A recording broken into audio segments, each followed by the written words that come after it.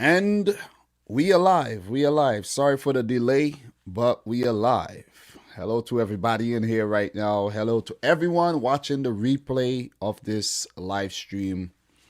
I've decided to do the Champions League predictions live this season for the round of 16. Just because of time constraints and the weird season we're having, where it'll be very difficult to actually put out. It would have been difficult to put out a video maybe after the transfer window ended, seeing that a lot of venues have changed and it will be a significant determining factor to who goes through and who doesn't. So for everybody who made videos before the venues change, I ain't got nothing to say. I don't have anything to say about that at all. But I'm not in no rush to put out the Champions League prediction. So that's why I'm here right about now. Thank you very much, Thriller, Coach's Desk, everybody in here right about now. Guys, we are going to talk about the Champions League round of 16. That's what we're going to do. We're going to do a deep dive. You guys could share your thoughts in the comments, and I will be sharing mine here. And this is sort of a hangout type stream where there's no pressure on me, and we will be doing all sorts of research. You guys let me know what you want to see, and I will look into it. But we're going to go to each fixtures. I'm going to give you guys some insights, some head-to-head, some history between the two teams that are coming up against each other. And we are going to just break this thing down and analyze it. And then after I do this, maybe I'll make a bite-sized video and put it out on my second channel or something.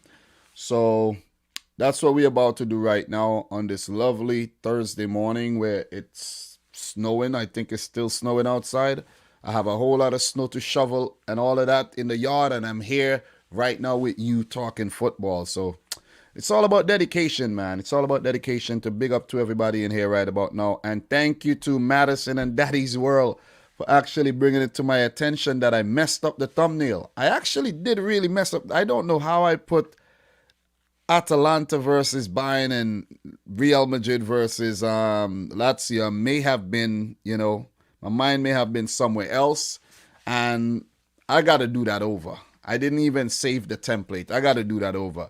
So big up to everybody in here right about now, man. AD, not AD, AD AG3, Adnan. We have AVJ123, Double O, everybody in here. Arnav Gupta, Dembele, Giovanni Leone, everybody in here, Marlon Dali, everybody in here right about now. Big up to yourself.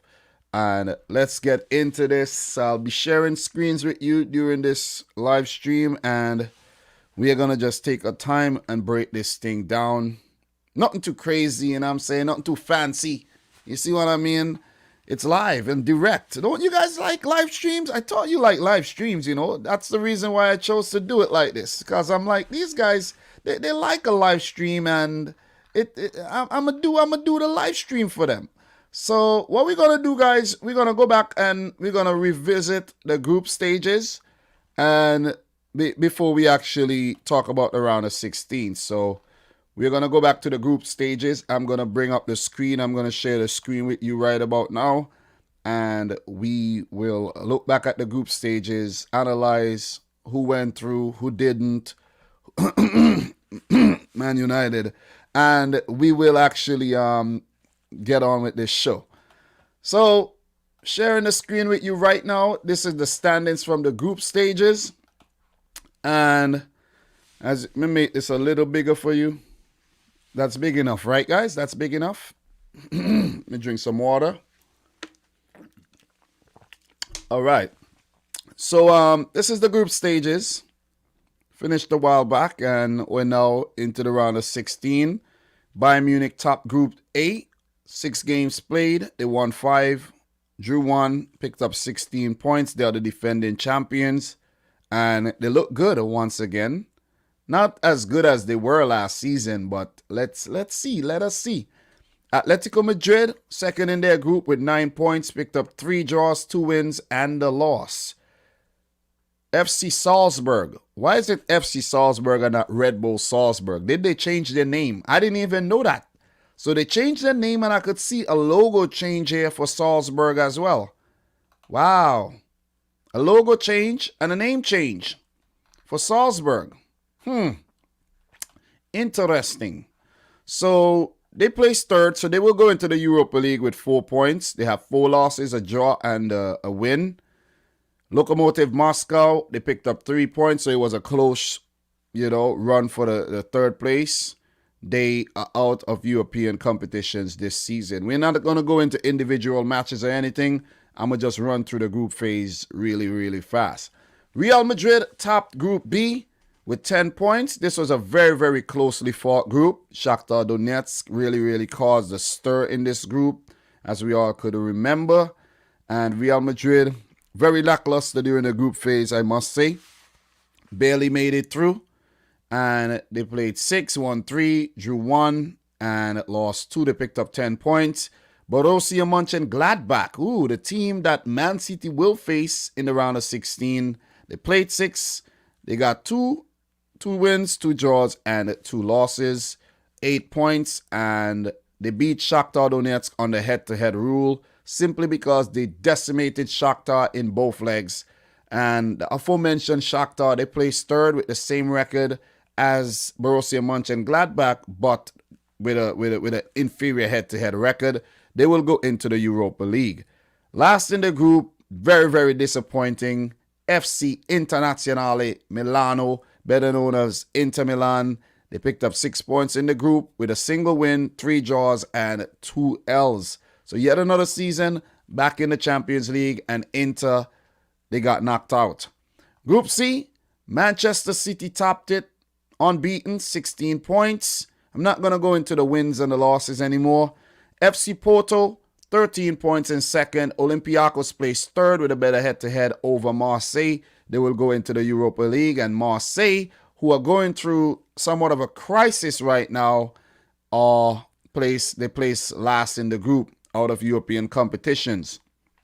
Group D, Liverpool topped their group with 13 points. They did pick up an L at Anfield there. I said I wasn't going to go into that, but I had to mention that. That was, Atalanta doing the damn thing there. Atalanta placed second on 11 points. Didn't start the group well again, but they pulled things back just like they did last season. Ajax, who I did not predict to go through, they placed third. They will go into the Europa League, where they even forgot to put the new man, Sebastian Haller, on the registration sheet. So that was a big blunder by Ajax there. And Andre Onana, their number 1 goalkeeper, has been banned for doping. So there goes Ajax chances, I think. But we don't know, because they always have some kind of, wonder kid over there that's going to do the business. And last in the group, FC Midtjylland placing, getting knocked out of European competitions altogether. Group E, the impressive Chelsea topped that group under Frank Lampard. Lampard would have wanted to give, himself and the team a chance in the Champions League to see what they could do against Atletico Madrid. But he has been sacked. So 14 points, very impressive, smashing Sevilla in the last game there. Sevilla coming in second with 13 points, and the Lopetegui, they have been doing a very good job. Recently defeated Barcelona, the mighty Barcelona, 2-0 there. So they've been doing a good job. FC Krasnodar placed third. I think that was their debut season in the Champions League, if I'm not mistaken. And Stade Rennais, also a debutant, only picked up 1 point. Were probably one of the worst team, if not the worst team, in this season's Champions League group stage. Group F, stay with me. Are you with me? Stay with me. We have a lot to go through. So be patient. This is for the patient people, okay? Remember that.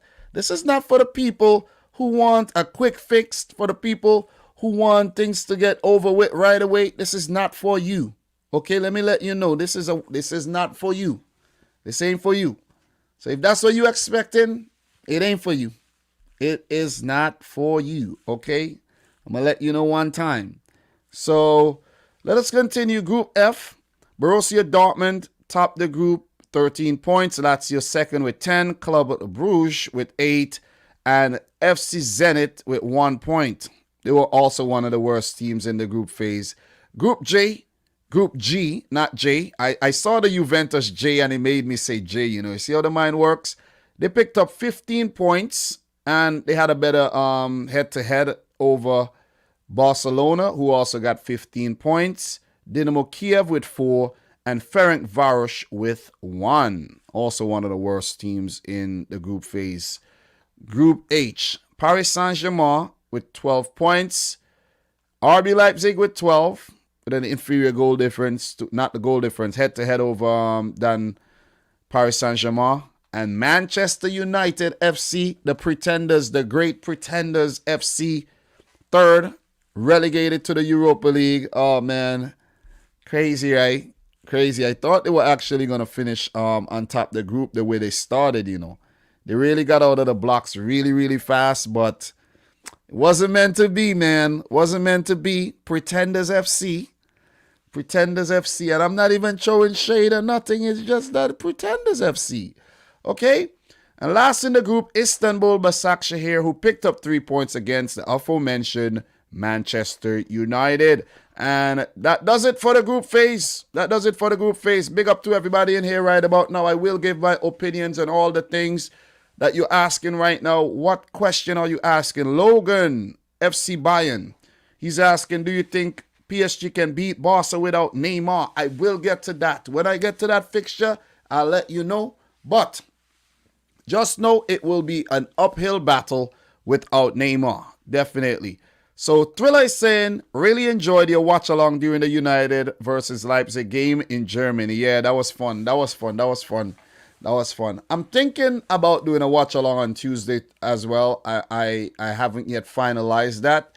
So I will put out something if I do decide to do a watch along on Tuesday. I could only do watch alongs on Tuesdays, cannot do any watch along on Wednesdays because I have work. And then after work, I do have work on Tuesdays, but after work, I have to drop my wife to work, and then my son is with me. And you guys should know, you guys who know me well, know I cannot do anything with that kid unless he is sleeping. You know what I'm saying? So that'll be, RIP to my watch-alongs on Wednesdays. Thursdays, same thing. Only could do watch-alongs on Mondays. Well, Sundays, Mondays, and Tuesdays because my wife does not work on those days, okay? So that's that. That is that. Make sure you guys smash the thumbs up button for the live stream, man. I think I might be the only person doing a Champions League prediction live and not putting out like a 10-minute to 15-minute bite-sized video. So, big up to the boy Dominic Rich, man. Here I am, bigging up myself. But yeah, big up myself, man. You know what I'm saying? Big up Dominic Rich. Eat a mushroom. Big up. So look, let us get into the round of 16 games right now. And we are going to go through each tie and we are going to break it down. We're going to check out and see where each team are in their respective leagues. We are going to talk about injuries. You guys could also bring to my attention any injury that I'm not aware of. And we are gonna get into this. This is gonna be a lot of fun here, definitely. So in terms of the top scorers in the group phase, we had Alvaro Morata with 6 goals, Neymar with 6, Haaland with 6, Marcus Rashford with 6, and Alisson Playon. He ends the top 5 with 5 goals. So during the Champions League era, record winners are Real Madrid during the Champions League winner, not overall. They have 7 wins. Barcelona do have 4. Bayern have 3. AC Milan 3. And Liverpool have 2 to top out the top 5. Who else have won the Champions League in the Champions League era? You may ask. Quite a few teams have done so. But overall Champions League wins, Real Madrid do have 13. AC Milan do have 7. I think that's a better stat to share. Bayern has 6. Liverpool has 6. The Liverpool fans like to talk about the 6 Champions League that they won, and that Man City doesn't have any. The Liverpool fans love to do that. FC Barcelona has 5. Ajax has 4. Inter Milan 3. United 3. Porto 2. Juventus 2. Nottingham Forest has 2. Benfica 2. Chelsea, Dortmund, Olympic Marseille, Red Star Belgrade, PSV Eindhoven, Steaua Bucharest, Hamburg, Aston Villa, Feyenoord, and Celtic all have 1. So I just added some value there to you guys. Some value. For those of you guys didn't know who won the European, club competition the most times or whoever won it, there you go. There's some value. But what we're going to get into right now is the nitty gritty. Oh, Dominic, just please get into it, Dominic, and stop with all the beating around the bush. Just get into it, please, man. Get into it. Okay, so first leg, man. RB Leipzig versus Liverpool. We have that coming up on Tuesday. And we have Barcelona PSG coming up on Tuesday as well. And then we have on Wednesday, Porto, Juventus, Sevilla, Dortmund. The team that we're gonna start with, we're gonna do this a little different. Let's start with the Atalanta Real Madrid clash. That's what we're gonna start with. Atalanta versus Real Madrid. Let's do this. Atalanta second in their group. Real Madrid plays first, which so means Real Madrid will play their home leg last. But as we know, there's been some venue changes where teams are playing in Romania, Hungary. Teams are going all over the place and playing because of travel restrictions due to the COVID-19 pandemic. So we're gonna get into. Let me actually share this screen with you. Let me share the screen with you so you guys could see what's going on here, and we're gonna get into everything. And I want to share some insights on all with you and for us to just have a really, really informative show. That's the whole point here. Information, man. Information. So I did something similar with the FA Cup, and I'm going to do a similar thing with the Champions League because I just want to give you guys all the value that I possibly can. That's what it's all about. Giving you value so you could walk away from here feeling like, oh, man, that was good. That was really, really good. I feel really good about that. You see what I mean? So let me go over to the UEFA website and see what they have going on over here. I actually thought I would have gotten something from the Google thing, but I didn't. There's nothing. There's actually nothing from Google in terms of giving me insights and all that good stuff. But let me double check the UEFA website and see if I have anything in terms of so Atalanta versus Real Madrid facts here. So I'm gonna share that with you guys. I know where to find the info. I just didn't know if I could have found it over there. So there you go. I think this might be zoomed in a little bit too much. Okay, that's good. Just give you guys something visual to look at. Atalanta versus Real Madrid. So let's go through some facts here. And bear with me, I'll be reading some things right now. Testing my reading ability. Atalanta are making their second successive round of 16 appearance as they take on 13-time European champions Real Madrid, who have lost at this stage in each of their last 2 Champions League campaigns. So what do we take away from that stat right there is that Real Madrid have not been good in the last 2 years. And they are without their captain whose contract is running down, Sergio Ramos. And we know when Real Madrid does not have Sergio Ramos in the team, they're not the same team. Look at what happened last season. When Real Madrid played Man City. Lost across 2 legs. Lost both legs. Sergio Ramos missing the second leg, and it was a disaster. So I think Atalanta would be loving this, that Sergio Ramos will be out for about 6 to 7 weeks, and that they are facing up against a Real Madrid, the record Champions League winners, without their captain, without their leader, without their best defender, in my opinion. You know what I'm saying? So, and one of their best penalty takers as well. So that is something Atalanta would be loving right about now. So let's go back to the facts here. And guys, read along with me. I'm giving you the visuals for you to follow along.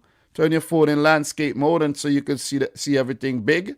So you could just, stay with me, you know what I'm saying? The Italian club won 3 out of their 6 Group D games this season, sealing a knockout berth with a 1-0 win at Ajax in their final fixture, although a 5-0 home defeat by Liverpool on match day 3, Atalanta's heaviest European loss. This was instrumental in placing them second behind the English club. So if Atalanta had done better in that game, maybe they would have, topped the group. I don't like the way they write these things, it's very hard to read, man. In contrast, Real Madrid recovered from taking only 1 point from their first 2 games to finish first in Group B, winning 3 of their next 4 games, including a 2-0 home victory against Borussia Mönchengladbach on match day 6 that sealed their progress as section winners. This is the team's first meeting and only Atalanta's 3rd game against a Spanish club in UEFA competitions. So as you could see, I'm gonna turn British on you. As you could see, Atalanta, they played in the Champions League last season. They played Valencia in the round of 16, and they absolutely smashed them out of the competition. So this would be their 3rd meeting against a Spanish team, and they will be definitely looking forward to playing against them. I'm not going to go through all of these. This is way too much to go through. That was just a nice little roundup there, but this is way too much. This is way too much to go through, so I won't be going through all of this. We don't have all day here. We don't have all day. So what we're going to do right now, we're going to take a look at what Atalanta are doing in the Serie A and their last few games and what Real Madrid are doing. But we won't be doing such a deep dive. I do not want to bore you, and I do not want to read all of that. There'll be some fun stats in there, but we are not going to go into that. Definitely won't be going into that at all. So For Real Madrid, we're going to get to the La Liga table. They're second in La Liga, and they are in good form. But all without Sergio Ramos. 3 wins, a loss, and a draw in their last 5.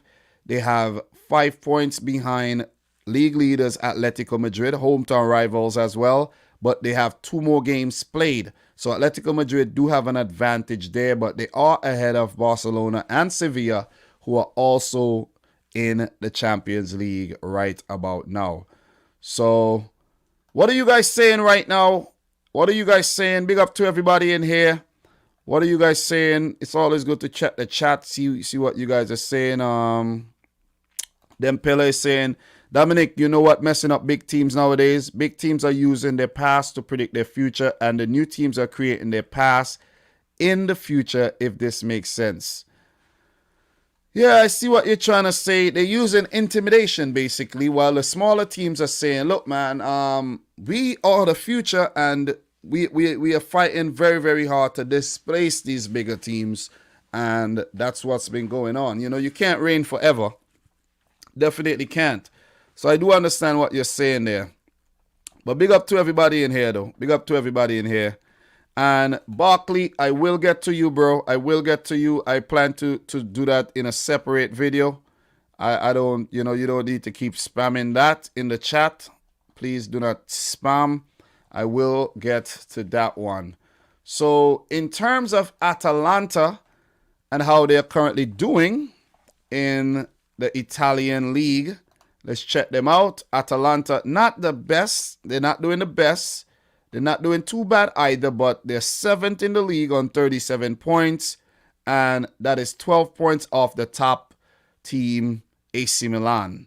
And on AC Milan, do you think they got what it takes to actually win the Serie A? They are 7 points ahead of Juventus right now, so that'll be a fun thing. It'll be nice to see them back in the Champions League, though. So let's take a look at Atalanta's squad. We're going to take a look at Atalanta's squad and Real Madrid's squad. And we are going to see who's scoring the goals. We're going to see who's currently out injured and all of that. So if you guys have any info on that, please drop it in the chat. Please do drop it in the chat. And as you guys realize, it's a live show. So I'll be all over the place. I will be all over the place. It's not as organized as a video will be. But it's reality. Reality TV at its finest, man. Reality TV. You see what I'm saying? So Atalanta, we have some injury news here, but sometimes these injury news, they aren't always, accurate, because sometimes this may be saying the player is injured and then the player maybe in training and he could be fit for the game. But Real Madrid do have quite a few players out, where Zidane was forced to call up hordes of players from the youth teams. So for Atalanta, Joachim Melee, he's currently injured, and Hans Hateboer is dealing with some ankle problems. Ankle problems are not the most fun thing to deal with at all. For Real Madrid, Alvaro Adriozola, is out with a hamstring injury. Dani Carvajal, Marcelo, Lucas Vasquez, Ede Militao. Some of these guys may be fit for the clash, by the way, but as of now, these are the guys out injured. I have to make that very, very clear. Lucas Vasquez is out. Ede Militao, Federico Valverde, Eden Hazard, he is always injured. Rodrigo, the youngster, hamstring injury, and Sergio Ramos, torn meniscus. So this is big, man. This is big. You guys see what's going on here. Listen, man, it is going to be an uphill task for Real Madrid. And I know a lot of people are saying, what? Yeah, it's going to be an uphill task for Real Madrid to deal with this very, very, very, very, very good Atalanta team. Courtois, you're going to be a very, very busy man. Zidane, you're going to be under a lot of pressure. I bet Gasperini is there, rubbing his hands, and he's like, I'm not under any pressure here. I'm not under any pressure. So let's check out Atalanta and see who's scoring the goals for them this season. See who's scoring the goals. See who's doing the business for Real Madrid. And then I'll let you guys know my prediction. And then we'll move on to the next one. Simple, you know what I mean? We're not going to spend crazy long on each tie. I'm going to hear what you guys have to say. And then I'm going to move on to the next one. So we're going to check the stats here. We check the stats, get some detailed stats, and see who's providing the goals, the assists. Because, guys, goals and assists win you games. We don't have the other stats to go into, but goals and assists win you games. You know what I mean? Shout outs to all the defenders and the goalkeepers who stopped the goals from going in the back of the net as well. But we have to take a look at the danger men here. And the danger men are the ones pulling the strings and the ones pulling the trigger. So Luis Muriel has been doing good. The Colombians on top there with a total of 27 goals combined in all competitions and 15 assists. That's crazy. 42 goals between the Colombians here. So Duvan Zapata and Luis Muriel, both 29, has been doing the business over there for Gasperini's men. While Robin Gosens, the left back, these guys use their wing backs and their defenders to create as well. They have overlapping center backs, just like Sheffield United did for most of last season. And their wing backs are very, very good. And I think they play very well as a team. That's what I could remember from Atalanta, who was in City's group last season. And I did look at them in when they played against Liverpool this season as well. So Papu Gomez is no longer with the club. He has moved to Sevilla, so that's a big boost for Sevilla. But Josip Ilicic, who was missing last season after going through some problems with his girlfriend and all of that, he's back, and he is the truth, man. He has seven assists, 5 goals, and this guy's pure trouble. Josip Ilicic is pure freaking trouble. Newman Alexei Miranchuk has 4 goals. Mateo Pessina has 3. Forward Sam Lamers do have 2, and they have other goal contributors like Toloi, Christian Romero, who I need to sign for my career mode. Thank you very much. Ruslan Malinovsky, and we have Hateboer chipping in as well. They have a lot of goal threats all around the field, as you guys could see. A lot of people chipping in with the goals, man. A lot of people chipping in with the goals. And they did bring in a few new signings as well, along with a few players leaving. I will get into the transfers as well. So As far as I know, Viktor Kovalenko came in during the winter transfer window. Let me double check that again. Let me see something. All transfers. Let me get that sorted properly. Arrivals. They brought in a lot of players this season, but the main man to come in is Viktor Kovalenko during the winter transfer window. And did this guy come in as well?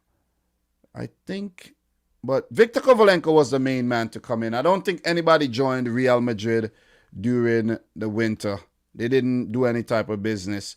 So Atalanta looking good, man. They score a lot of goals.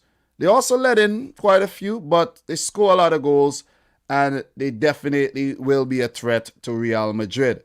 So we're going to go back to Real Madrid, and we're going to do the same. We're going to take a deep dive into their squad, see what's going on, and we are going to see what they're up to. Also, big shout outs to everybody in the stream right about now. Appreciate you guys, and thank you for your patience, because this is a live stream, and you wouldn't be here if you didn't like live streaming, live stream videos. I know that. So, but I just like to, share my gratitude to you. Thank you very much.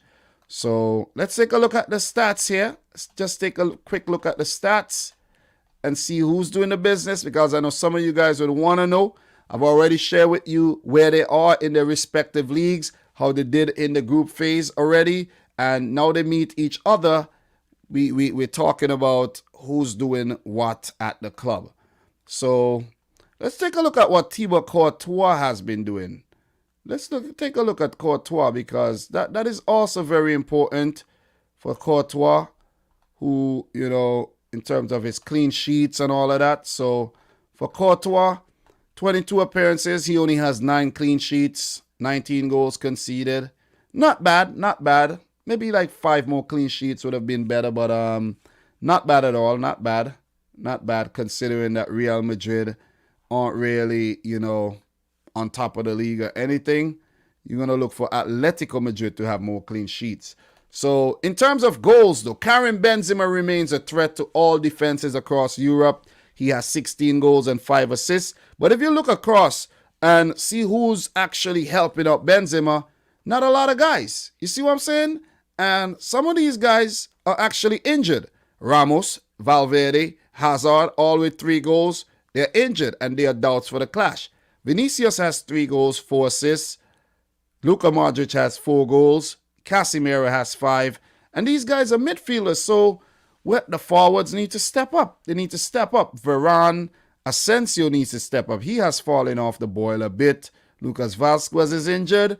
Toni Kroos needs to step up. So you could see it's very, very thin in terms of the goal contributors here. And I think Real Madrid look light coming into this game, guys.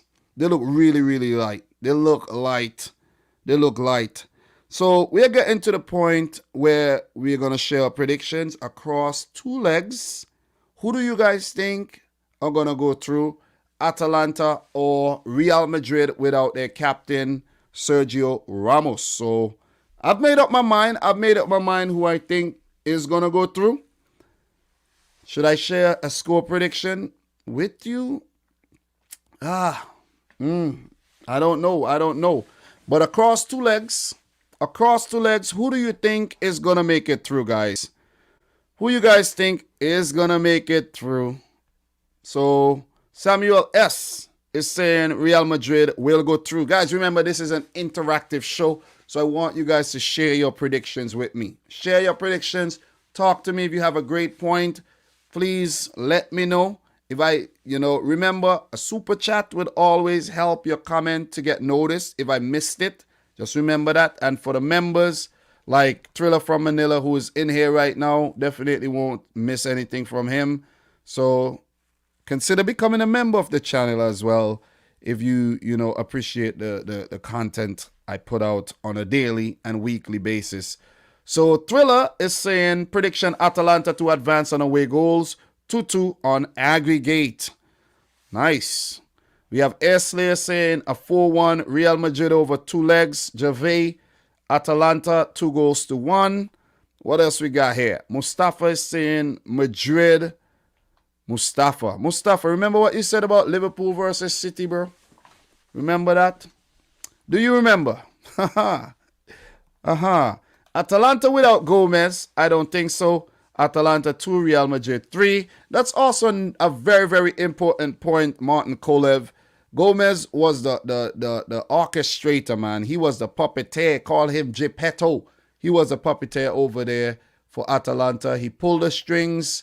But you know, they have worthy guys in the midfield. You know, Pasalic, Malinovsky, they brought in Viktor Kovalenko, and they have a few more guys there who could do the job. But Papu Gomez will truly be missed, though. He will truly against Liverpool, man. Oh man, he was so good. He was so freaking good.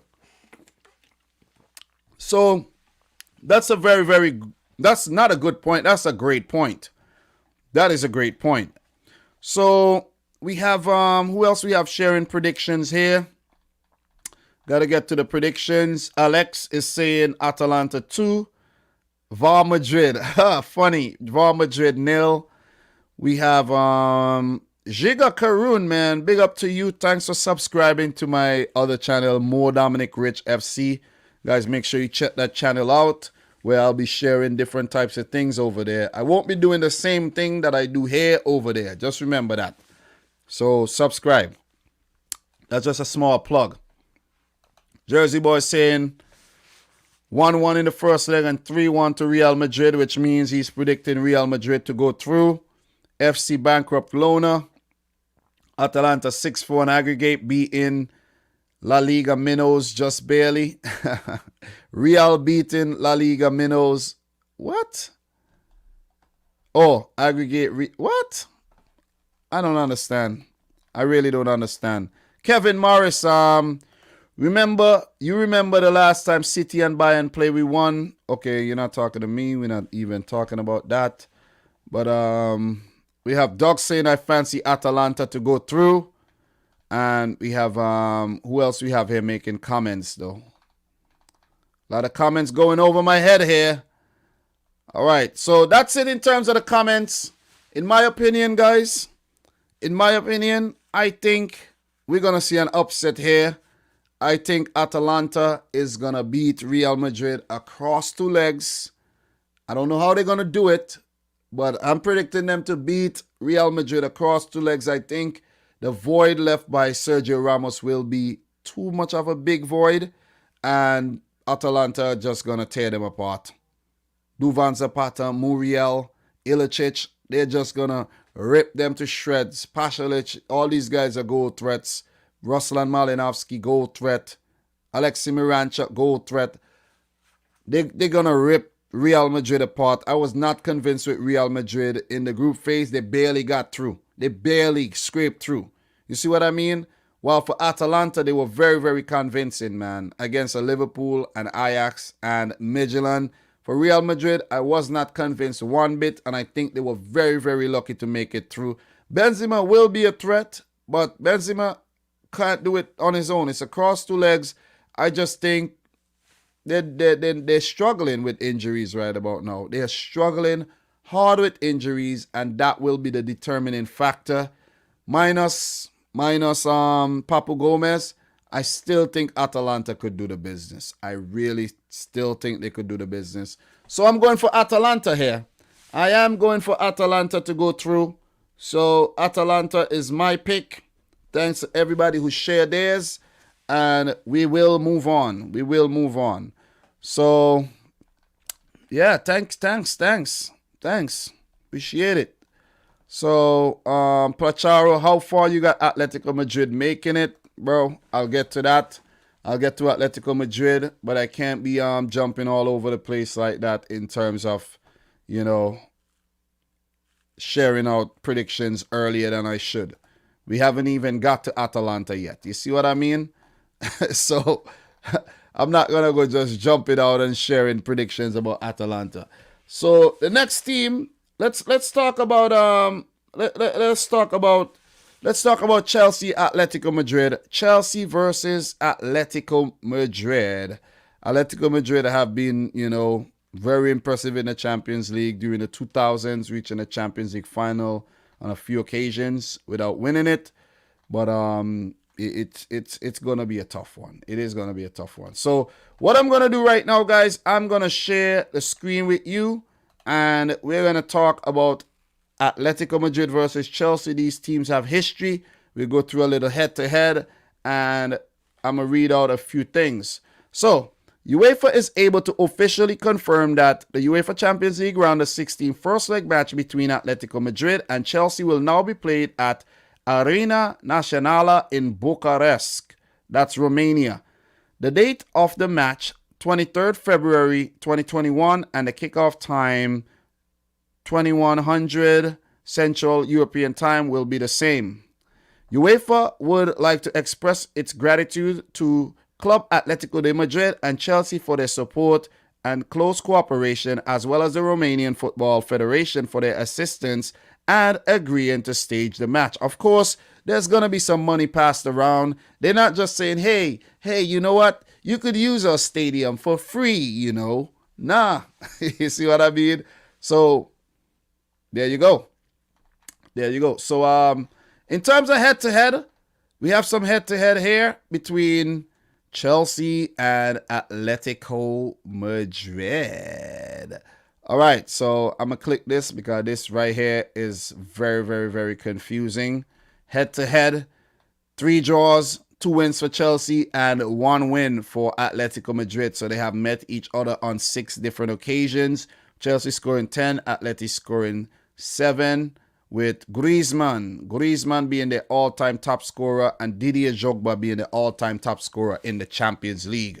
So Chelsea, a Champions League winner in the 11-12 season. Atletico Madrid have never won. So if you want to go to the UEFA website, you could go and you could check out all, the times they have recently met and all the head-to-head stuff they have here. So the last time they met was in the 2017-18 season in the group phase.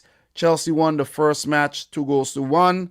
And on match day 6, they played to a 1-1 draw. They met in the semifinal of the 13-14 season, where Atletico Madrid defeated Chelsea on the road 3-1, and the home leg ended in a 0-0 draw. Before that, in 2009-10, I won't be going through all the head-to-head for every club, but this one is not a, they don't have like big history, between each other. So I could do this. It was a 2-2 draw at home for Atletico Madrid, and Chelsea won the game 4-0 on the road. That was during the group phase as well. So that's a little bit of history between the two clubs. Let me see if I have anything else to, read for you guys here, and then we're gonna move on. So they have some fun stuff to read here, but it's a lot of things. It's a whole lot. It's a whole lot to go through, and I won't be going through all of that. But in terms of where the teams stand in their various leagues, listen, I don't need to go back. I do not need to go to no table or anything. Atletico Madrid are top of La Liga right now. But because of for quality control purposes, I will have to, go and let you guys know how well they've been doing in attack, in defense. And, we could just drool over this Atletico Madrid team this season under Diego Simeone, who has been there for almost 10 years. So, kudos to them, man. They're on top of La Liga, 20 games played. They have 51 points right about now, unbeaten in their last 5 games. And I'm pretty sure that stretched further than that. They have only lost once this season, scored 42 goals, but only conceded 12. So they have the second best attack in the league and the best defense. So they have been superior this season, man. So big up to Atletico Madrid doing the freaking business. In terms of their last few games they have played, in terms of form, a 2-2 draw against Celta Vigo, Cadiz, a 4-2 win over them, 3-1 over Valencia, 2-1 over Eibar, 2-0 over Champions League side Sevilla, and, a bad result for them. They did get knocked out of the Copa del Rey by Cornella. So, oops, Oops. I don't think they played a strong 11 there, though. They can't. They couldn't have. They beat Alaves 2-1, beat Getafe, they beat Sociedad. They just been beating teams. They did lose. They did lose their only game in the league this season to Real Madrid, though. And I'm pretty sure there was a Sergio Ramos in there. And if you're late, I'm predicting Atalanta to knock out Real Madrid. Round of 16 for Real Madrid again, like the last 2 seasons. So 3 seasons in a row, Real Madrid will get knocked out in the round of 16. I'm sorry, Zidane is under pressure. He could be facing the sack, or maybe he'll just walk away again. But it's left to be seen. But Atletico Madrid are doing the freaking business. And I know a lot of people are bullish about this Atletico Madrid team because it's hard not to be. They have the best goalkeeper in the world, Jan Oblak. And do not argue with me, please. Do not, under any circumstances, argue with me about who is the best goalkeeper in the world. I'm not talking about what he does for Slovenia. I'm talking about his form at Atletico Madrid. Jan Oblak. All right? It's time we stop sensationalizing everything and, looking at the flashy keepers like Neuer and Alisson and Edison and Courtois and all of them, and just dial in and take a look at what freaking Jan Oblak has been doing time and time again. Okay? So big up to Jan Oblak, man. As for Chelsea, they're under a new boss, Thomas Tuchel, after Frank Lampard was sacked for his terrible form as Blues manager. Since Tuchel has came in, 4 games, 3 wins, 1 draw. So Chelsea are in good form under Tuchel, and we will only consider the Tuchel era form. We're not going to go into what Lampard did or anything, even though Lampard did the business during the group phase here. He still don't know what he was doing. Got sacked. Tuchel at the helm. Made the Champions League final last year with PSG. But he is facing a very, very, very difficult task here to get past a formidable Atletico Madrid team. So, with that being said, let us go over to both squads and take a look at what they have been up to. And I'll give you guys some more little tidbits here and there. So, thank you. Thank you for being here right about now. Stick around. We're going to be here for a long time. And if you haven't yet liked the video, make sure you smash the thumbs up button. I do appreciate that. I would definitely appreciate that. So big up to all the faithfuls in here right now, the Dominic Rich FC faithfuls. Guys, don't forget to check out my second channel, More Dominic Rich, if you want more. You see what I mean? More of things that I don't do on this channel. So, yeah. Let us go and pull up the Atleti Chelsea thing. I'm going to share the screen with you so it could be as interactive as possible. And we are going to, yeah, that's not the screen I want to share with you. But Tuchel, that's Tuchel there, looking all studious and ready for the Atleti battle. So let's do this. Let's bring up the screen right about now. And we're going to go into some more stats. We're going to do some statistical base analysis here. So the both teams here, Tuchel has never faced Diego Simeone, and he has never played against Atletico Madrid in his career. As for Simeone, he has 5 matches against Chelsea, winning 2, drawing 2, and have only lost once. Most valuable player for each team, Joao Felix and Kai Havertz. And we have already went into the records already. Atletico Madrid have lost at home once to Chelsea, and we went through that already. I think that was a 2009 win for Chelsea there. We did go through that, so we're not going to have to touch on that anymore. But in terms of missing players, according to Transfermarkt, Hector Herrera, Corona. I just read something that quite a few players has been stricken down by the coronavirus. And not to mention the players who have already contracted coronavirus in the past, maybe still affected by the virus. But not sure if these players will be ready in time for this clash. But it's gonna be on 23rd, so I think they will be ready. But right now, because this is the 11th, you need a 10-day quarantine. They will be ready.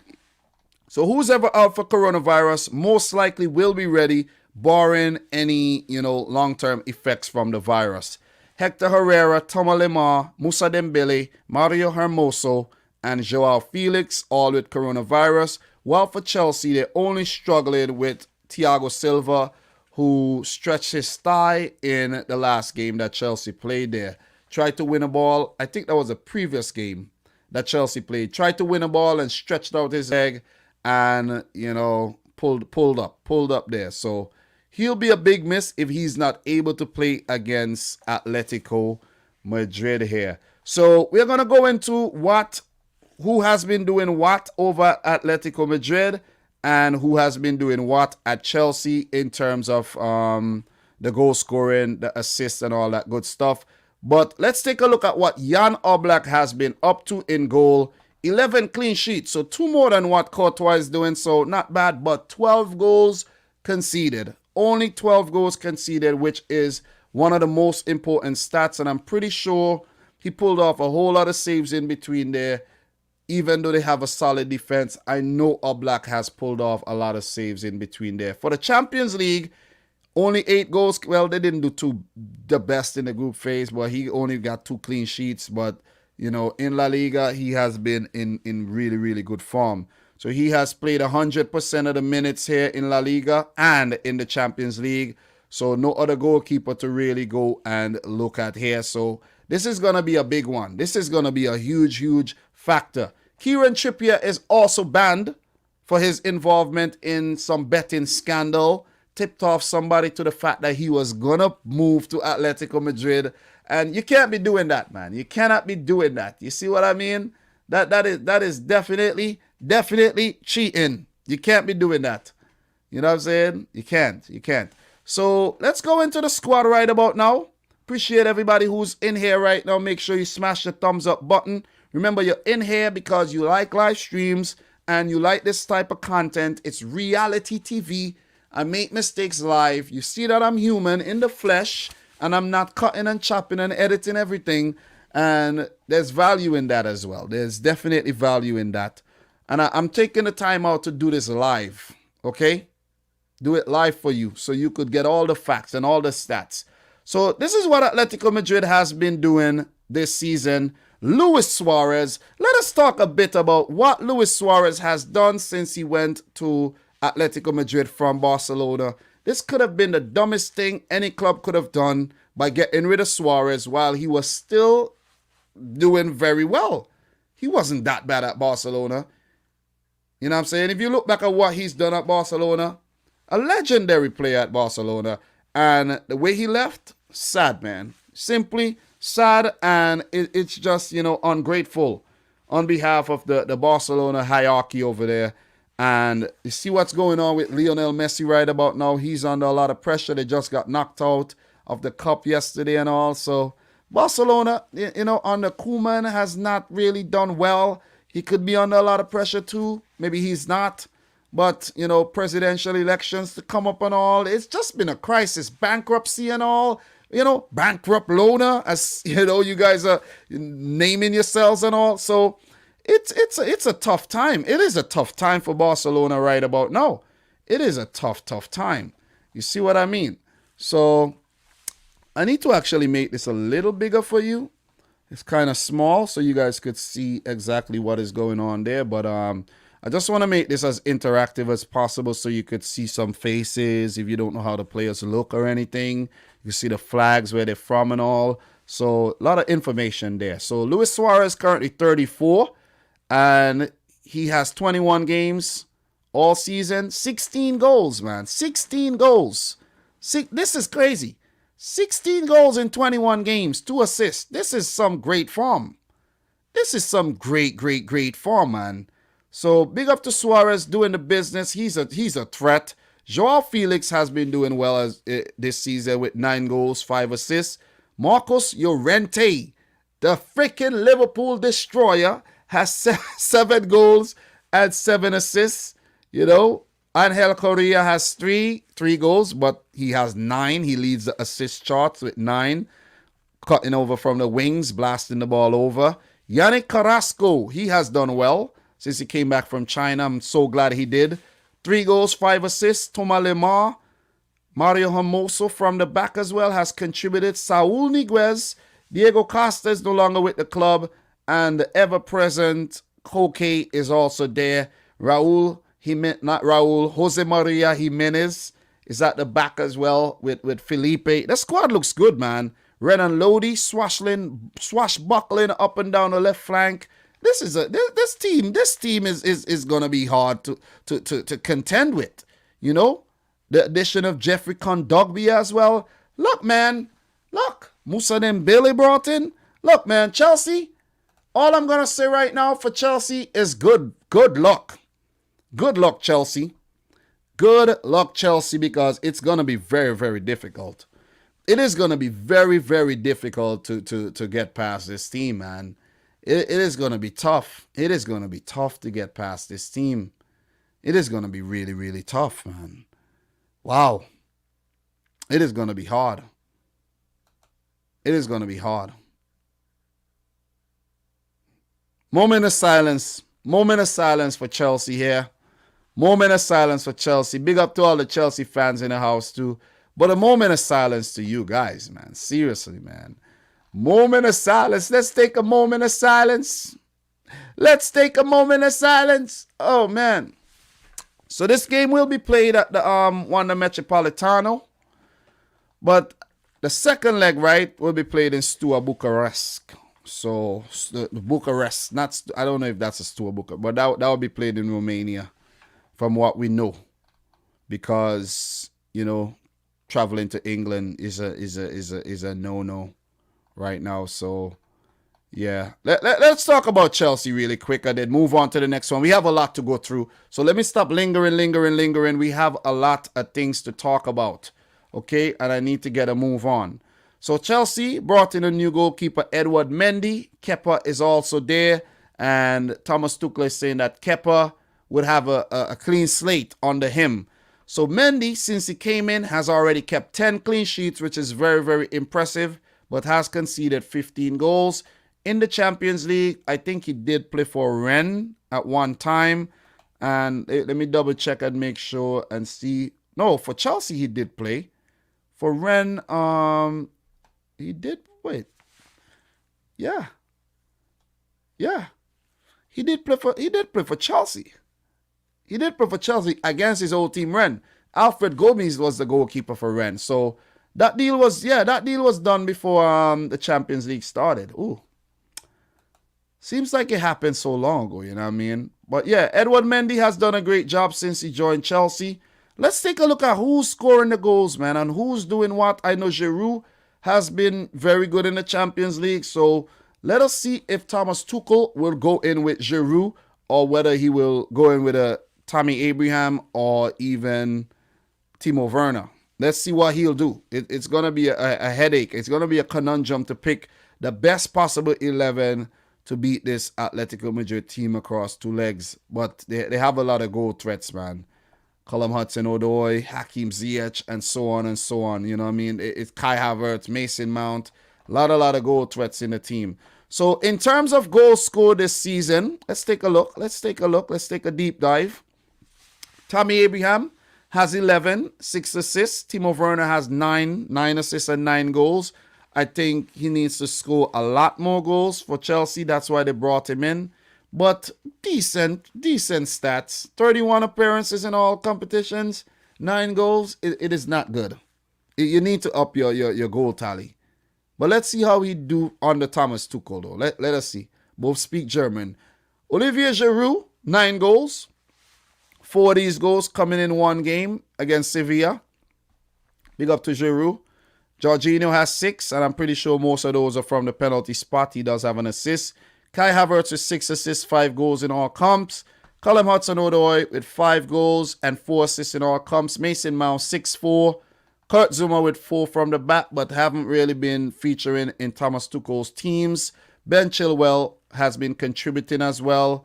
Thiago Silva, Christian Pulisic, Hakim Ziyech, Cesar Azpilicueta, Reece James, Marcos Alonso, and Ross Barkley, who is now an Aston Villa player.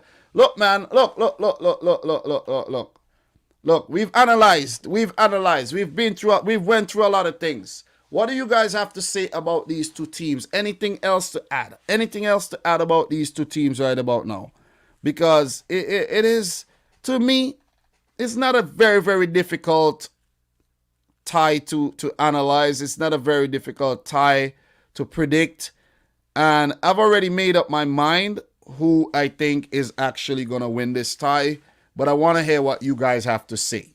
What do you guys have to say right about now? Share your thoughts. Share your thoughts as I take a sip of this water.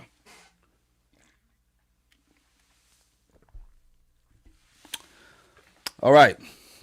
Big up to everybody in here. Once again, make sure you smash the thumbs up button. Let's get to 100 thumbs up. Let's get to 200 thumbs up. You know, so smash the thumbs up button. Smash the hell out of it. Okay? Smash it up. Otutu Confidence, how was work today? I'm not at work, bro. Not at work. It's early, 10:34 a.m., and I will not be working today. Only kind of work I'll be doing today is YouTube. YouTube work.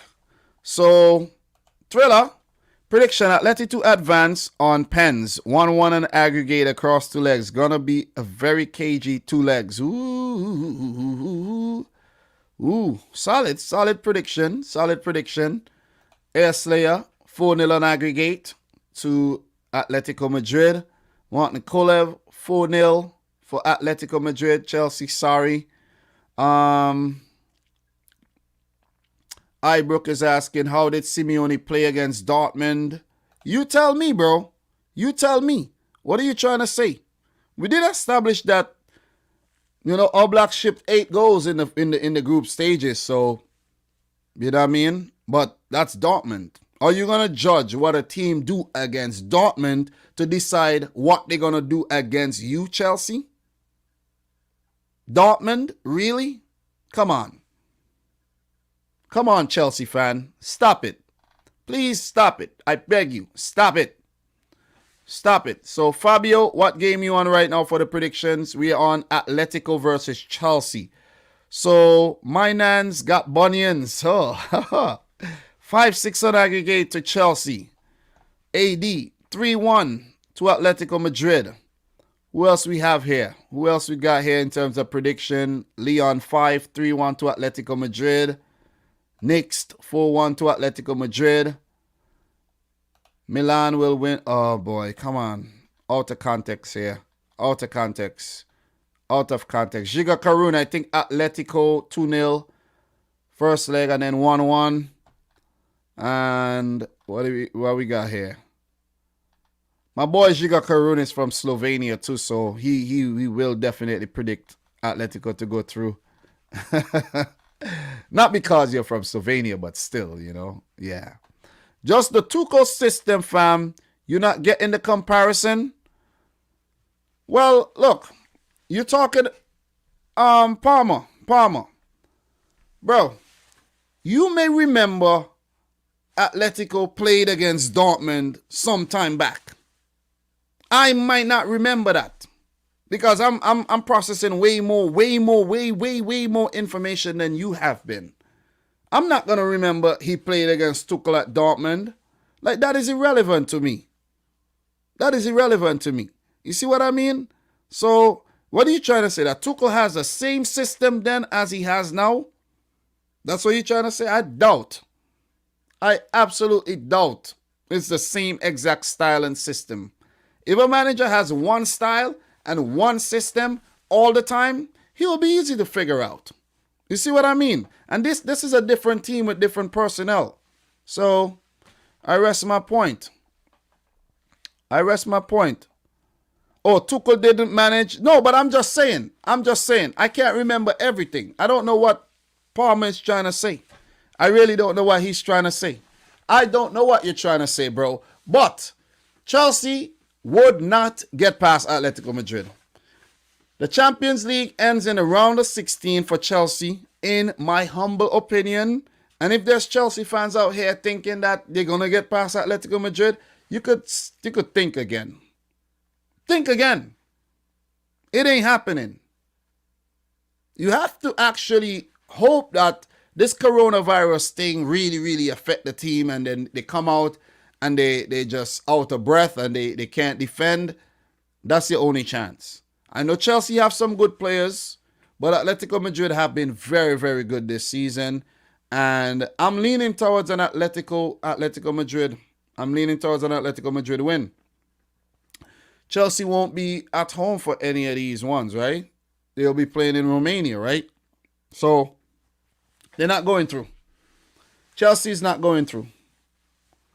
I can't speak to defend my point, but it's all good. Well, you leave, but you can't leave these open-ended comments like that. You have to, when you make a comment, explain yourself. Because I'm not going to remember all your context. I'm not going to remember what you're trying to say. I'm not going to remember all the games that I don't even remember Dortmund ever played against Atleti. I probably didn't watch the game. I don't remember that. You see what I'm saying? And you can't expect me to remember that. You see what I mean? So sometimes people actually do their own little research and they come up with these things and they think you should know too. No, I don't know. I'm going to keep it real. I do not know. I never knew. Maybe I did once, but I can't remember. I do too much on here to actually remember these things. Okay.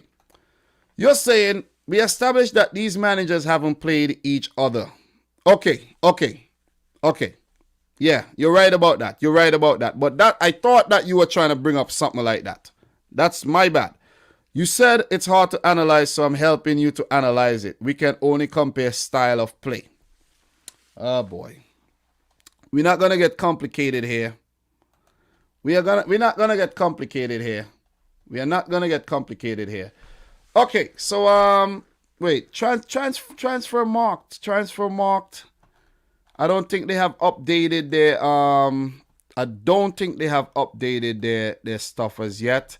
Let's get this one correct. Let's go back here and get this one. So okay. So Atletico Madrid versus Chelsea is at Steaua Bucharest. Okay, yeah. And then the second leg would be at Stamford Bridge. Okay, my bad. But if you check here, let me show you. These guys need to update this thing, man. This is bad. Look at this. Look at this. You see that? They need to update this thing. This website be messing me up these days, you know. Wanda Metropolitano. You see that? They haven't updated the damn thing yet. They haven't updated it yet. You see that for yourself. You see that? So I do correct myself here. Chelsea will be at home. But Chelsea will be at home at Stamford Bridge, but that had no bearing on the prediction I made.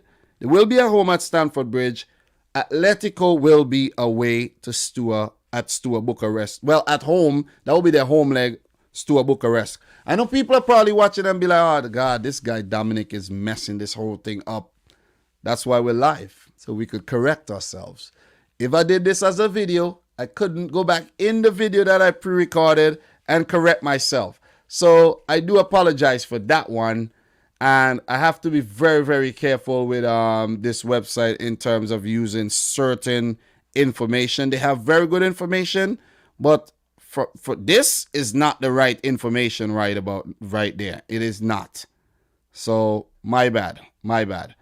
So yeah, the away goal rules still count and everything. If Chelsea score in Steaua Bucharest, it will count as away goals and so on and so forth. I think right now we had Liverpool playing Leipzig in Hungary, Man City playing Borussia Mönchengladbach in Hungary. Those I know, but the Atleti Chelsea clash, it's kind of, that kind of came last. That announcement kind of came last, so I didn't really, and it's partly my fault too. I wasn't really clear on actually which leg was being played. Well, which team's home leg was being played at Steaua Bucharest. So it's all a whole confusing thing, man. Whatever, man. Let's move on. So I'm going to go for Atletico Madrid, man. I think they're too good. I think they're too good for Chelsea at the moment. But give Thomas Tuchel and his team some credit. Could they do it? I think they can, but I'm not going to go for them to do it. I'm going to go for Atletico de Madrid. So thank you very much. for your patience and for sticking around, even though I kind of fluffed that one up a bit in terms of the location, the stadiums and all. But that's understandable. It is definitely understandable. They have messed it up themselves by not playing the freaking like Atletico Madrid not being at their home stadium, and then Borussia Mönchengladbach and Leipzig not being at their stadium too. So it's a whole mess right about now. It is a whole mess. So Thriller is saying either way, this is gonna be a juicy tie to watch. Definitely will be. Definitely will be. So last minute winner podcast. He's saying very good stream, mate. Everyone make sure you smash the like button on the way out. Oh, very good, man. Very, very good. Very good humor. Very good humor. Appreciate the humor. Appreciate the humor. And thanks for leaving and smashing the like button on your way out. Thank you very much. So we're going to go on to the next one. Definitely going to go on to the next one. Listen, when I say no pressure, it's no pressure. It is no pressure, man. I'm human just like you. You see, you might come in here saying, oh, man, I'm going to tune into Dominic's live stream. He does, a lot of football stuff. He talks about football on the channel. And, I really look up to him and what he do and all of that. I wish I could do that. But here I am making a whole lot of freaking errors in terms of the location. It's just the location. Just the location of the game. I'm not perfect. You see what I'm saying?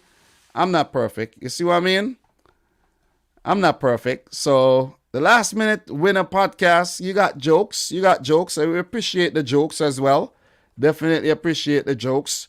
So the next game, let's talk about the Juventus Porto here. Juventus versus Porto. We're going to do them, randomly. So we're going to talk about the Juventus Porto clash. And this one won't be a very hard one if you want to use history. I know both teams have won the Champions League, but still, I think it's a mismatch. So that we don't get things mixed up here again, and I don't make the mistake that I just made with the freaking location of the game, the first leg will be played at the Estadio do Dragão, Porto, on Wednesday, February the 17th. So Porto will play this game in Portugal, okay? That's what's going to happen for that one. And the second leg for now will be played at the Juventus Stadium in Turin. Okay, so we got that out the way. Won't be fucking do the one no more, So I got that one out the way. All right, that's out the way. For venue changes, Gladbach against City, Puskás Arena in Budapest, Hungary. All right, we got that one out the way too.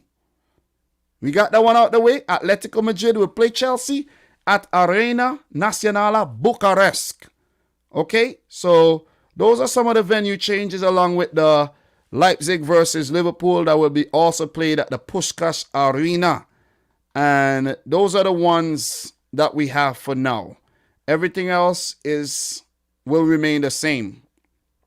But I've seen that there's news coming up as well that are saying that maybe the Liverpool and the City legs, home legs, to those clashes might have to be moved too. You see what I mean? So when I tell you it's all over the place, it is all over the place. So just bear with me here, because UEFA ain't got their shit together. They don't. They talking about revamping the Champions League group phase and all. They are. I have to touch on that. I made a video for that. I was supposed to get it out on the second channel, but the video got messed up for some reason. I don't know why, and I wasn't able to actually finish that video off. So that video got messed up really, really bad. I recorded a video and it got messed. If you want to see what happened, I could actually share that video. I could actually share what happened. The features on here has been improved. I could show you that video right now. Look at this, right? What's up, Look at guys? Welcome back to the Look channel. at what It's your happened to the boy, video. I Dominic Rich. made the And in video, today's but this is how it came I want out. to talk to you guys about the new Champions that? League format. Look. But listen, let's not lose our lose. You see that? So, yeah, man. Yeah, I made a video, and that's what happened to the video. I don't know why that happened, but that happened. So I wasn't able to actually put that one out. You see what I mean? So yeah, it's probably 120p or 160p. But I was supposed to do that video and get it out. It never happened. So yeah. Let us do this. The last minute winner is saying, dude, sorry my dude, wasn't meant to be a joke. Keep going, really enjoying the stream. Everyone that's here, make sure you smash that like button now. And he's saying, yeah, Leipzig being made to quarantine for 14 days after they return from their home leg against Liverpool, which will hurt their chances, unfortunately. Yeah. Thanks very much for that info, though. That info is very, very important. Very, very important. And if you could come here and add value to the stream, please do. So CFC, Somalito is saying Chelsea is winning the Champions League again. Something Man City knows nothing about. Big up to you, man. Big up to you with the banter. Appreciate it, man. But that's not gonna, derail us from what we're doing right about now. You see what I mean? So it's all good, man. You could enjoy staying fifth in the league table as well. You know what I mean? Win it this season. See? I'm not saying that we're gonna win it. I'm just saying you're not winning it. Yeah. You got banter, I got banter too, So look, man, let's talk about Juventus versus Porto here. Porto versus Juventus, first leg. Let's run through this one real fast. So, in terms of form, coming in here, Porto do have 3 draws, 2 wins. I don't know if that's the I don't know if that's the league form right about now. So, I'm going to have to go to the individual teams and see what they're doing in their respective leagues right about now. And then we're going to touch on that. So, a lot of info for you guys. So, we're going to get through that. So, Porto, right now, we're going to check to see what they're doing in the Liga NOS, Primera Liga, or Liga NOS for sponsorship reasons. Porto are currently second, 8 points behind Sporting, minus Bruno Fernandes, and they're doing the business. So, after 18 games, almost halfway through the season, Porto are 8 points behind Sporting. Benfica are 11 points behind Sporting. And there's Braga as well in the mix. Pacos Ferreira in the mix. Vitória Guimarães, 6th. So, Porto are not doing their best in the league with 4 draws and 2 losses with 12 wins. Sporting are yet to lose a single game this season. And it seems like they're going to go on to win the title and be back in the Champions League. So, that's not a good look for Porto there. They did pretty good in the group phase, where there was Olympiacos, Marseille, Man City. They did pretty good. To come in second. I didn't thought they would have done it, but they played yesterday in the semi-final of the Taça de Portugal. That was the first leg. It ended in a 1-1 draw between themselves and Braga. There was a red card there for Luis Diaz. I think that's a Colombian. And they had a 2-2 draw against Braga in the previous game. There was also a red card. There was actually 2 red cards in... What is going on? There was 2 red cards in that game. I think Uribe and Diaz got sent off. There was 2 red cards in that match. Crazy. And the game before that, there was also a red card where Jesus Corona got sent off for Porto. So they're losing their heads here. Seems like they're losing their heads. A 0-0 draw against Belenenses. 2-0 win over Rio Ave.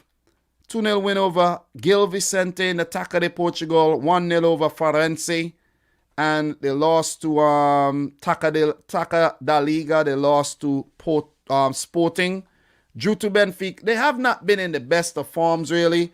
and their discipline has been all over the place. They have definitely not been as disciplined as they should be. Definitely not. So that's what's going on with Porto. As for Juventus, we touched on them already. They are not doing great in the Serie A either. And they are behind both AC Milan and Inter Milan. I don't know where Atletico came from in my head. I don't know why. But maybe I'm still stuck on the Atletico Chelsea thing though. Maybe I am. Some people feel some people feel a type of way because I predicted Atletico to move on ahead of Chelsea, right? Do you know that? Do you realize that this is a thing? Why are you peeved at me? This is only my prediction. This is my opinion. You see what I mean? Why are you peeved? You see what I'm saying? So, AC Milan are top of the league, 49 points, while for Juventus, they are third. And with AC Milan do have a game in hand, so if they, Juventus win their game in hand, they can close that gap to 4 points.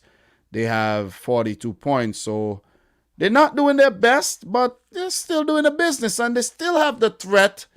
Cristiano Ronaldo in their team, of course, Mr. Champions League himself. Last game against Inter Milan, it was a 0-0 draw, but they advanced to the final of the Coppa Italia there with that 0-0 draw. Juventus beat Roma, so they're beating the top teams. They beat AC Milan in the first leg of that Coppa Italia. These are the last few games. They beat Sampdoria, they beat Spal, beat Bologna, beat Napoli. They lose to Inter on January the 17th in the league. So they have been pretty good in their last couple of games.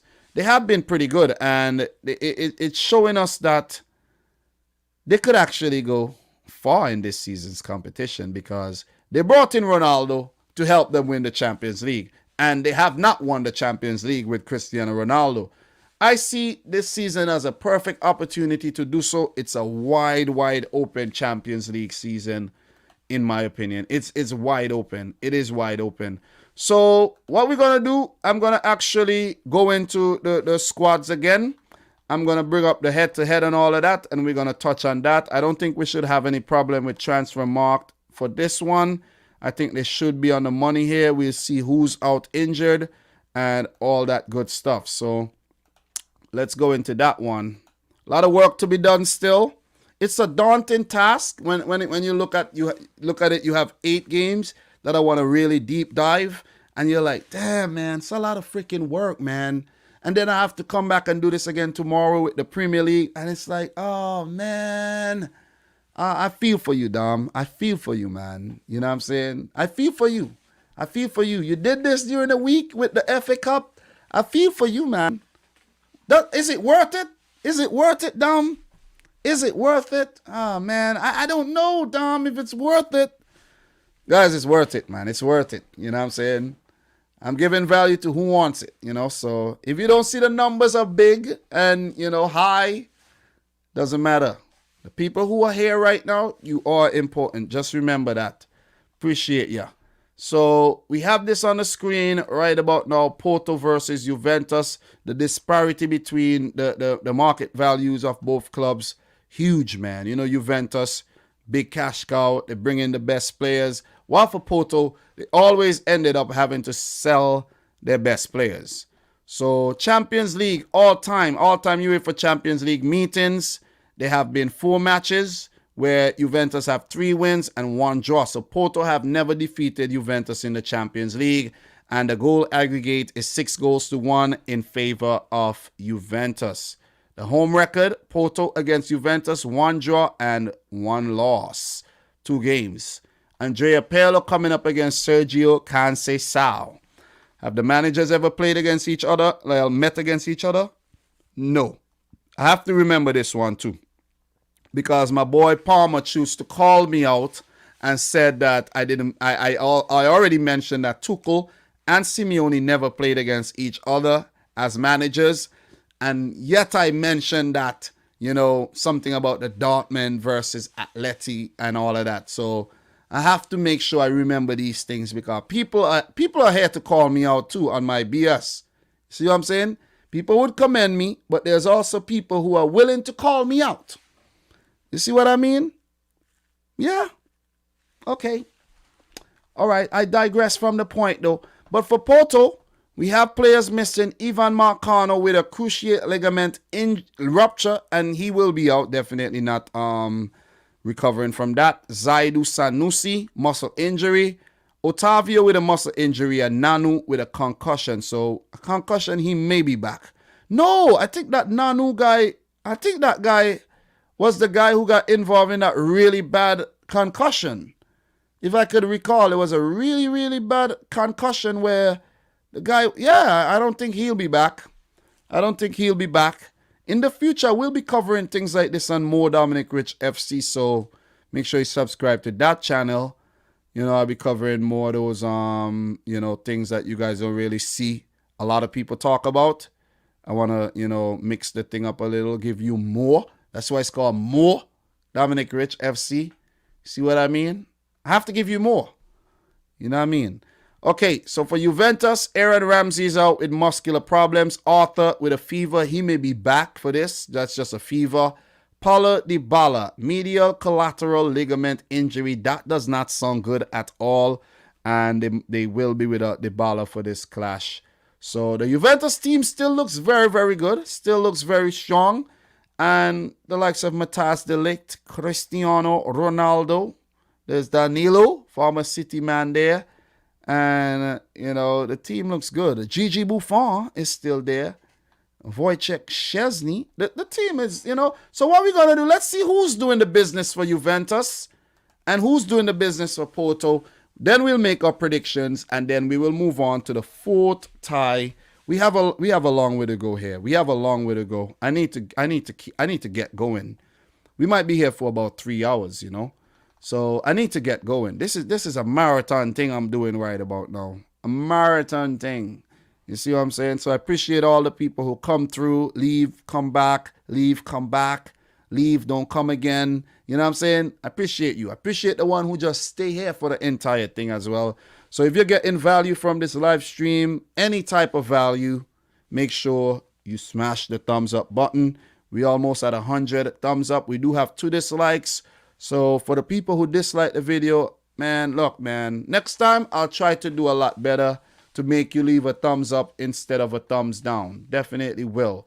So the 2 goalkeepers, Szczesny or Buffon, who's going to keep here? Who has been the Champions League goalkeeper? Let us find out. Let us find out who has been the Champions League goalkeeper here, because I think I did see Buffon in the Champions League, but it has been Szczesny. I think Buffon made 1 appearance, but it has been Szczesny. 2 clean sheets, 4 goals conceded. Not bad. Not bad at all. Definitely not bad. And we are going to go back. Let's see what Buffon has been doing here in the Champions League. Buffon, Gigi Buffon, the legend. He's only made 4 Serie A appearances. He's hardly kept. Hardly. Coppa Italia. He's the cup keeper. 1 Champions League appearance. He did get a clean sheet there. But he's the backup keeper, though. He's the cup keeper. You see what I mean? So, shout outs to Buffon, who has never won a Champions League, by the way. So, I think that's why Buffon is sticking around. Buffon is telling us, I want to play till forever and forever and forever. But Buffon, you're a goddamn liar, man. You want to win the Champions League. You have a lot of Scudettos. You have a World Cup. But you want the Champions League. Stop lying. Just admit it. You want it. The Champions League is what you want. His contract do expire at the end of the season. Let's see if he's gonna actually, extend, or if he'll go to a different club like he did go to PSG.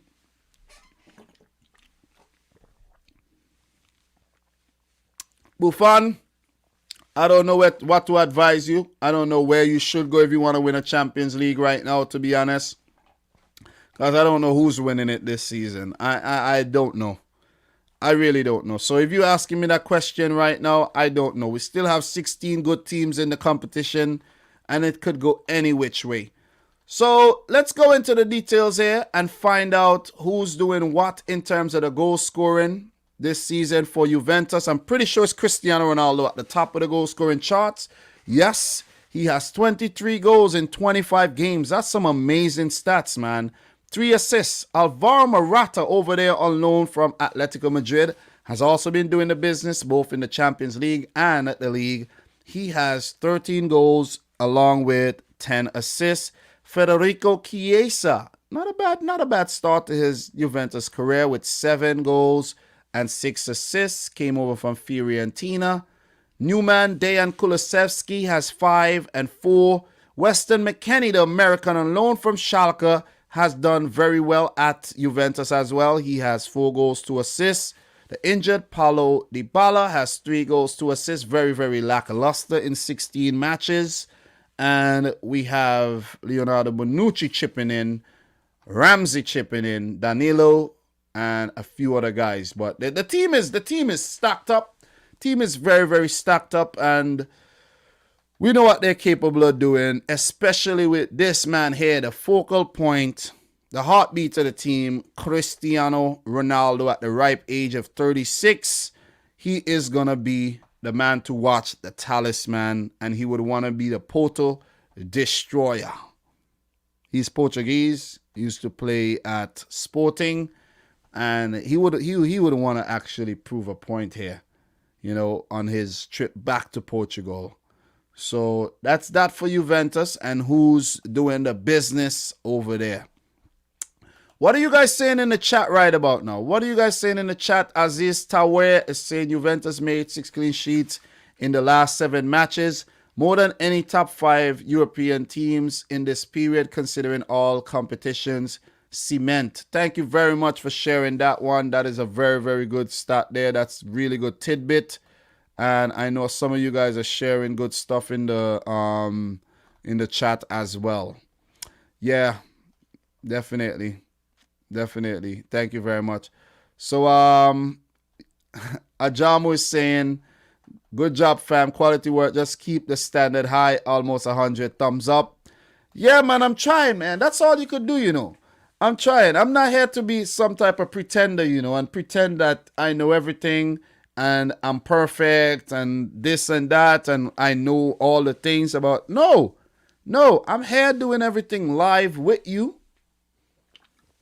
Live in the flesh with you, breaking it down with you, reading your comments and all, and just interacting. You see what I mean? That's what it is. So I appreciate everybody in here who smashed the thumbs up button. Appreciate everybody in here who came through, stuck around. I just appreciate the support, man. That's what it is. It ain't easy to do this. You know what I'm saying? It ain't. It ain't easy to keep coming back, and it ain't easy to keep you guys coming back. That's the other thing. So that's why you got to keep reinventing, freshening things up, improving the quality, make sure the audio is crispy. Oh, by the way, is the audio crispy right now? Make sure the video is crispy. Is the video crispy for you right now? You see what I mean? So these things are very, very important things, you know what I'm saying? To just bring you guys quality content.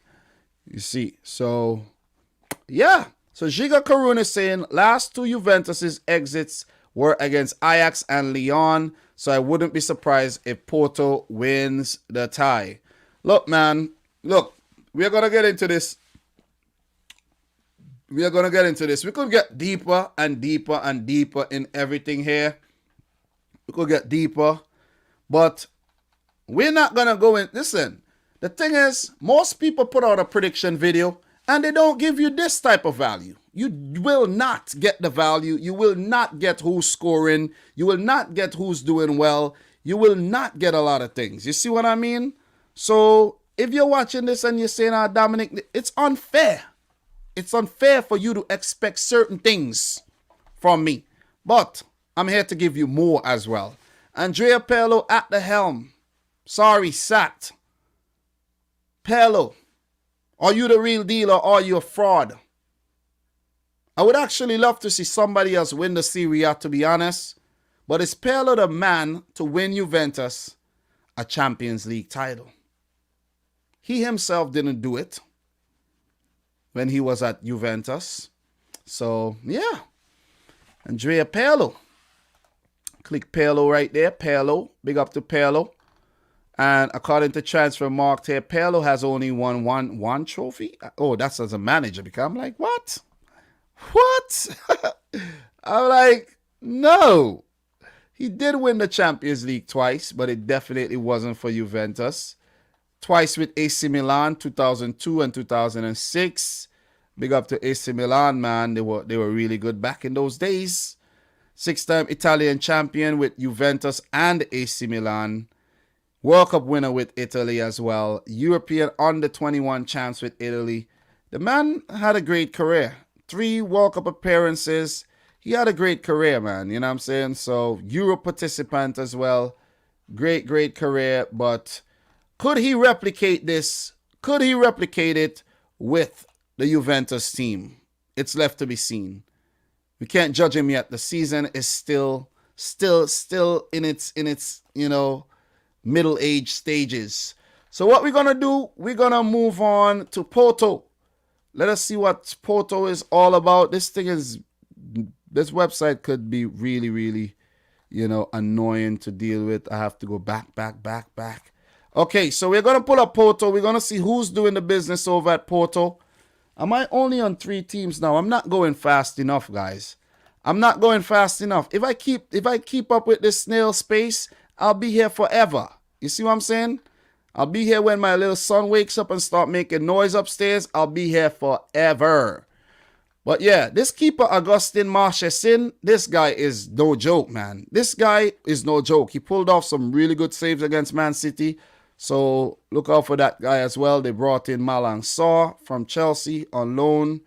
Haven't really been following what Porto are doing, so I don't know if he's doing a good job over there or not. But they have some injuries that they're dealing with right about now. Grujic on loan from Liverpool as well. It's another notable signing. So Felipe Anderson from West Ham United. Mehdi Taremi came in. Ivan Nilsson came in. So we're gonna take young Brazilian. Gotta sign him for my career mode team. Guys, make sure check out Dominic Rich Gaming as well. Yeah, I have about 4 channels. I have 4 channels that I'm working on. You know what I mean? Gotta mix your things up. You never know. I might get cancelled out here on Dominic Rich FC for effing up, man. You know what I'm saying? So I gotta be careful here.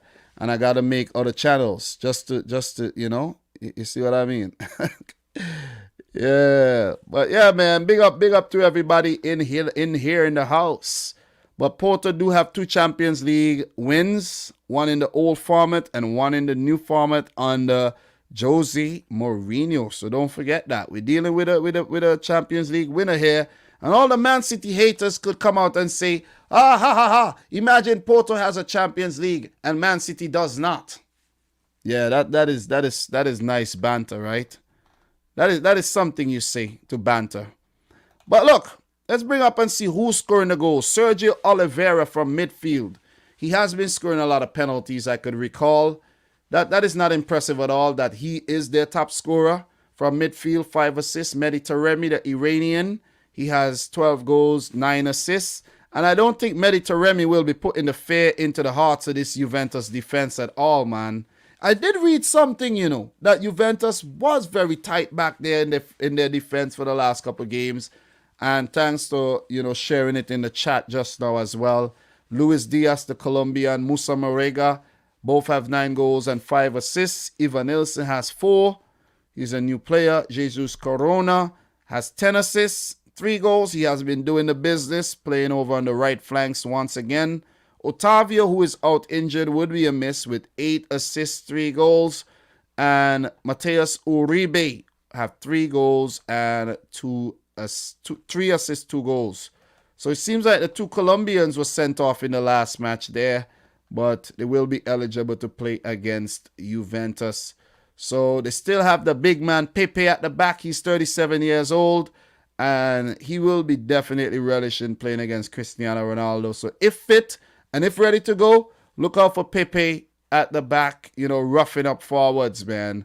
So definitely looking forward to see how this one turn out. Felipe Anderson, don't really know what he's up to right about now. But in my opinion, man, this Porto team looks light. They look light. See what I'm saying? They look light. And for this one, guys, look, man, I'm going to go for Juventus to move on. Juventus ain't get knocking out in the round. They're not getting knocked out in the round of 16 this time around. They're not. They are not. So I'm going to go for Juventus to move on. We're not going to go back and really reminisce too much on what they do last season and the season before and judge them too much on that. We can't do that. We cannot do that. I know most people will be judging Man City and what they... And that's what people like to do. Oh, City, oh, they are quarterfinal. That's what people are going to do. That's how people analyze. We're not going to do that. We're not going to judge. We're not going to judge like that. We won't be judging like that. Okay? We're not. We won't. We won't. Okay? Because teams haven't beaten teams since 1980-something, and they're beating them at their stadium in 2021. We're in a new year. Anything could happen, man. Anything could happen. So I'm going to go for Juventus to move on here. What are you guys saying right now in the chat? Any predictions? You could make it right about now. So Thriller is saying, imagine winning the league with 0 losses. Thriller is an Arsenal fan, by the way. So, yeah. Big up to Thriller. What we got here? Thriller is saying, Juve to dismantle Porto comfortably. 4-1 on aggregate. All right, so yeah. What else we got here? Air Slayer 2-2. Porto. Away goals. Wow. That one is hard to digest. Triton Heights. Juventus would absolutely M-word Porto. I don't really want to use all these words, you know. Might cancel out my stream. You know what I mean? So, AD is saying 3-1 to Juventus on aggregate. Samuel S. 2-0 to Juventus home. 2-1 away. I'm not going to go for... I'm not going to try to predict each leg. I'm going to just let you know who I think is going to move on. And I'm going to go for Juventus to move on. Juventus will be just... They will be too much for Porto, man. I don't see this Porto team under Conceição doing anything more than around the 16. They're not. The heavyweights in Juventus are going to move on, and that's going to be that. I don't think we need to elaborate further on this one at all. We don't. So Prosper saying 3-1 to Juve. Martin Kolev, Ronaldo 3, Porto 1. What else we got here in terms of predictions? Sebastian saying an 8-2 aggregate for Juventus. You never know. Giga Karun 3-1, 1-0. Ronaldo probably the hero. Nase Ostir 4-2 to Juventus. Big up to you. Thanks for coming through. And Dems is saying, where's Dems? I won't be surprised if Juventus bottle this. Nah, they're not going to bottle it. I don't think they're going to bottle it. They're not going to bottle it. I don't think so. Nah, show some faith, man. Show some faith. And guys, if you're in here and you're yet to smash the thumbs up button, please do so. I'm seeing an influx in people. I'm using the word influx. I feel like I just had a little... It's not acid reflux, but I feel a little like, you know, something out of my stomach came up a little bit there. It's probably because of something somebody said in the comment, you know? So... making me sick over here. Oh my God. Sometimes, man, look. I woke up and came straight to well, I didn't come straight to do this. I was actually doing something before, but I could have slept for another 4 or 5 hours though. You see what I mean? But here I am live talking about the Champions League with you. So appreciate everybody who's in here right about now. Am I doing a good job though? Am I doing a good job? Because sometimes I feel like, damn, Dom, you could do a lot better, you know. You're not doing such a good job, man. You need to do a lot better. You need to up the freaking ante a little bit. You know what I mean? You're not doing a good job. You see what I'm saying? You're not doing a good job. Up the ante, please. So I'm going for Juventus. And the next game, the next tie I'm going to talk about will be Borussia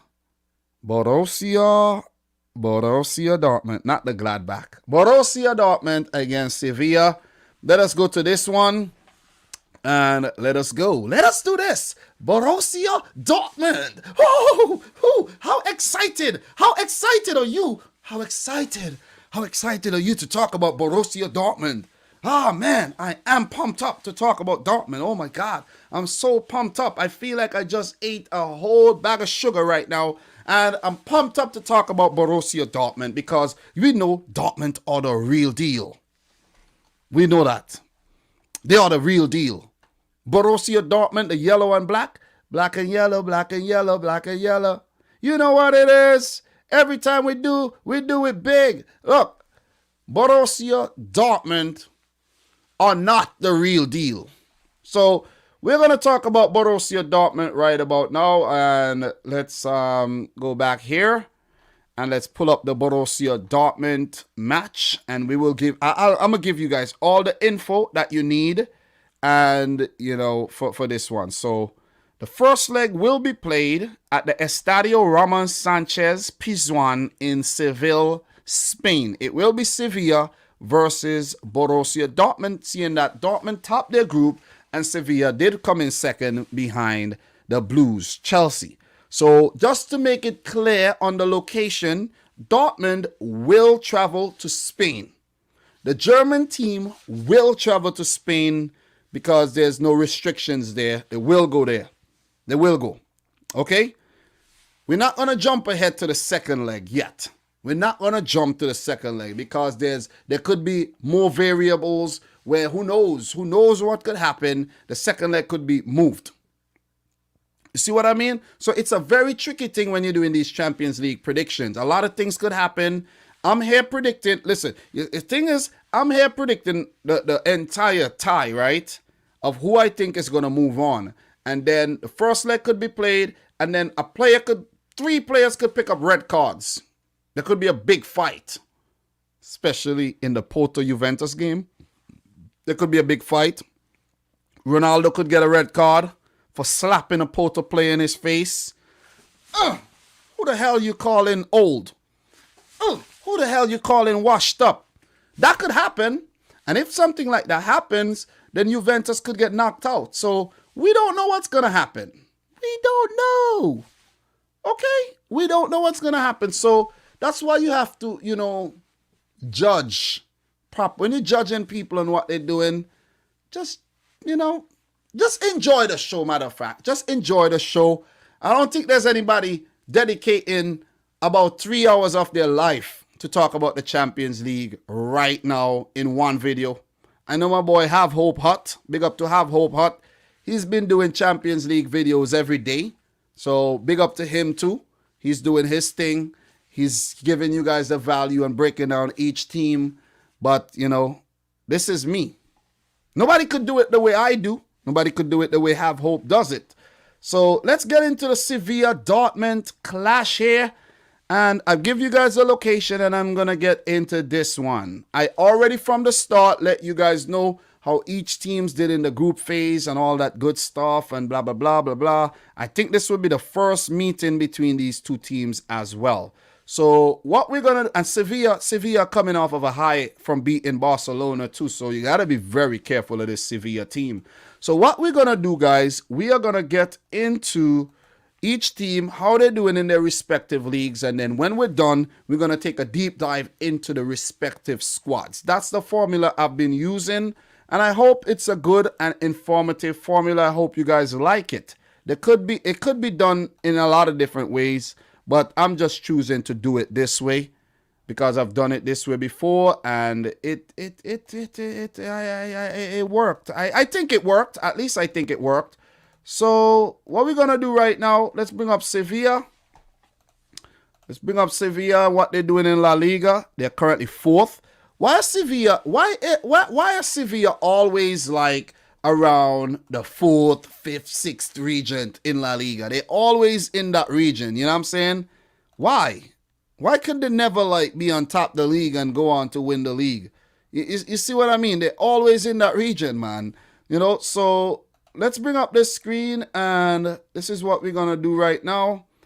We're going to look at what Sevilla has been doing. So you guys could see for real on the screen that I'm not making anything up. And Sevilla are fourth. You look at their record. They have 13 wins, 3 draws, 5 losses. Scored 31, led in 16. So decent attack and very solid defense. It shows that they have the second best defense in the league, which is very, very, very stellar. Big up to Diego Carlos and Jules Koundé, who are the two troops marshalling the back line there for Sevilla and Lopetegui. So they have been in very good form, 4 wins in their last 4 league matches. But if we go to their matches here, we could see that they defeated Barcelona 2-0 in the first leg of the semi-final of the Copa del Rey. Note I said first leg. They should be wary of a wounded Barcelona for the second leg. So it's not over till it's over. It's not over till that fat lady sings, man. Sevilla beat Getafe 3-0. They beat Almeria in the Copa del Rey quarterfinal. They beat Eibar, beat Valencia, beat Cadiz, beat Alaves, beat Leganes. They lost to Atletico Madrid though. But they beat Sociedad. They beat this team in the freaking Copa del Rey. They have been very good. They have been very, very good. The last time they actually lost, apart from the Atletico Madrid game, you have to go very far back. And that was even when the Champions League was still going on. They lost 1-0 to Real Madrid at home. And that was a Chelsea loss. That was a little bad patch they went through there. But they did bounce back well. So Lopetegui and his boys have been doing a great, great job. Before we move into the team and go into what each player the players are doing in the teams, let's just go over to their opponents here. Borussia Dortmund, who has sacked their coach Lucien Favre after the Champions League group phase because they realized that Favre is a fraud and he ain't going to win them the Bundesliga title. And even the new man, I think his name is Terzic, he ain't winning them the Bundesliga title either. I think Terzic is a low-key a fraud as well. But guys, if you're getting value from this video, make sure you hit the thumbs up button. We'll definitely appreciate that. So we go to the standings and go to the Bundesliga. And you guys could see that Borussia, fraud, Dortmund are all the way in 6th. And look at where Bayern are. They're 16th place, 16 points behind Bayern Munich. 16. They may not even qualify for the Champions League next season. And I repeat that. They may not even qualify for the Champions League next season. You know what might actually happen this summer?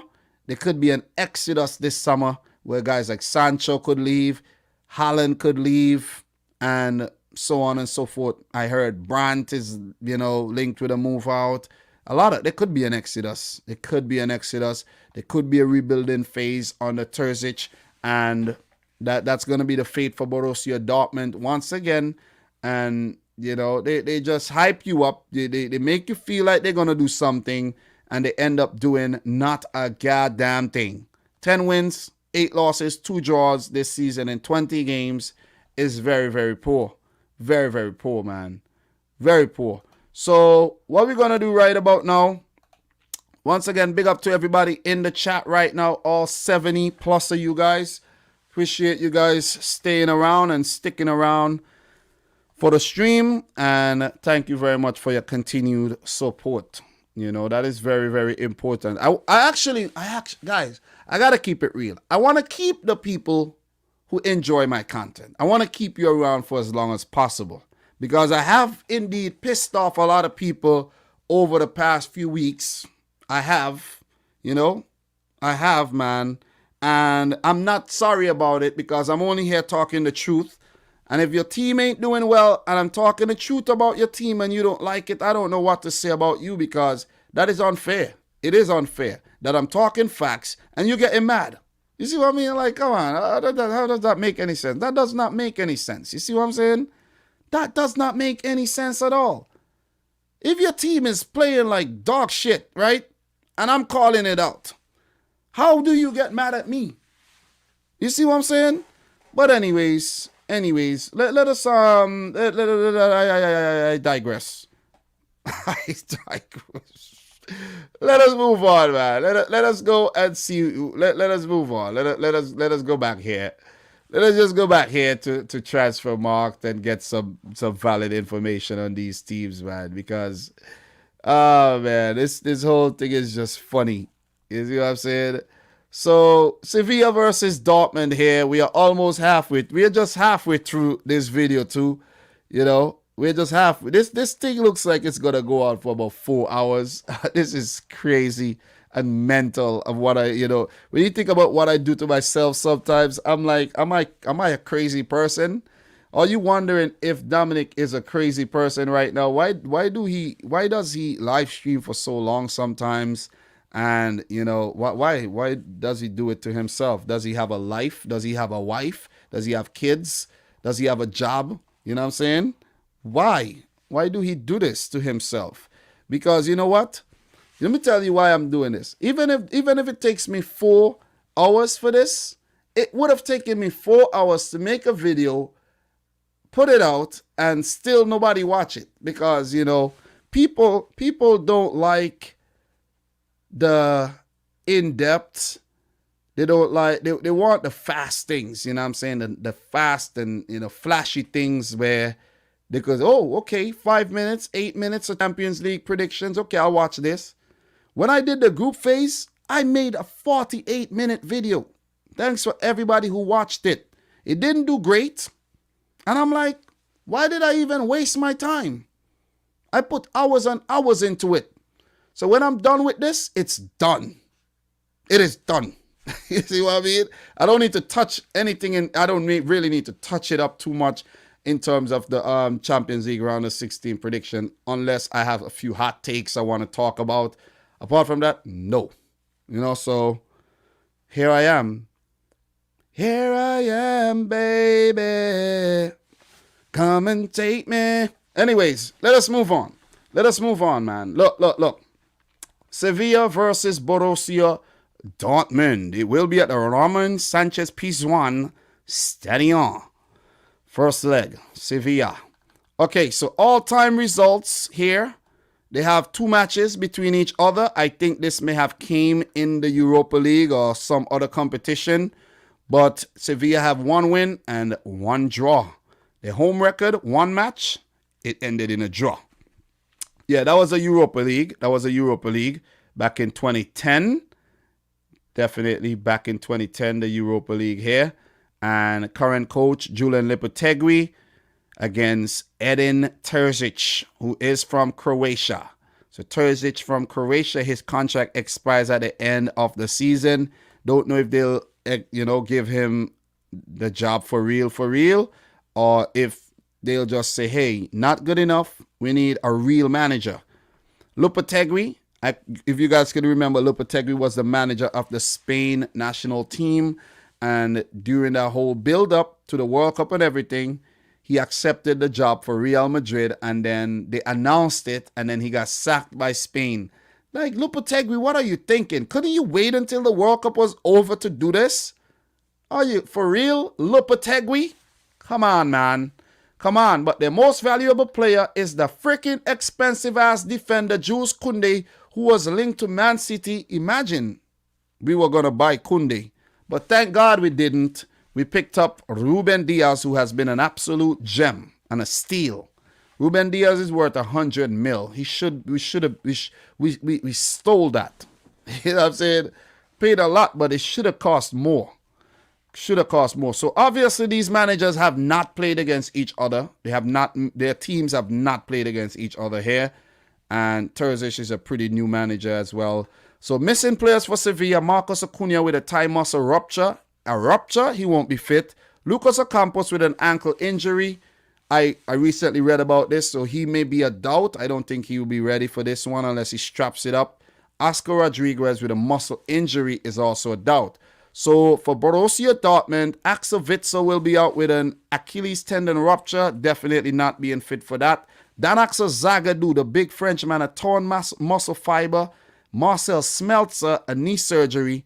And Roman Berkey with a shoulder injury. All 4 expected to miss this game.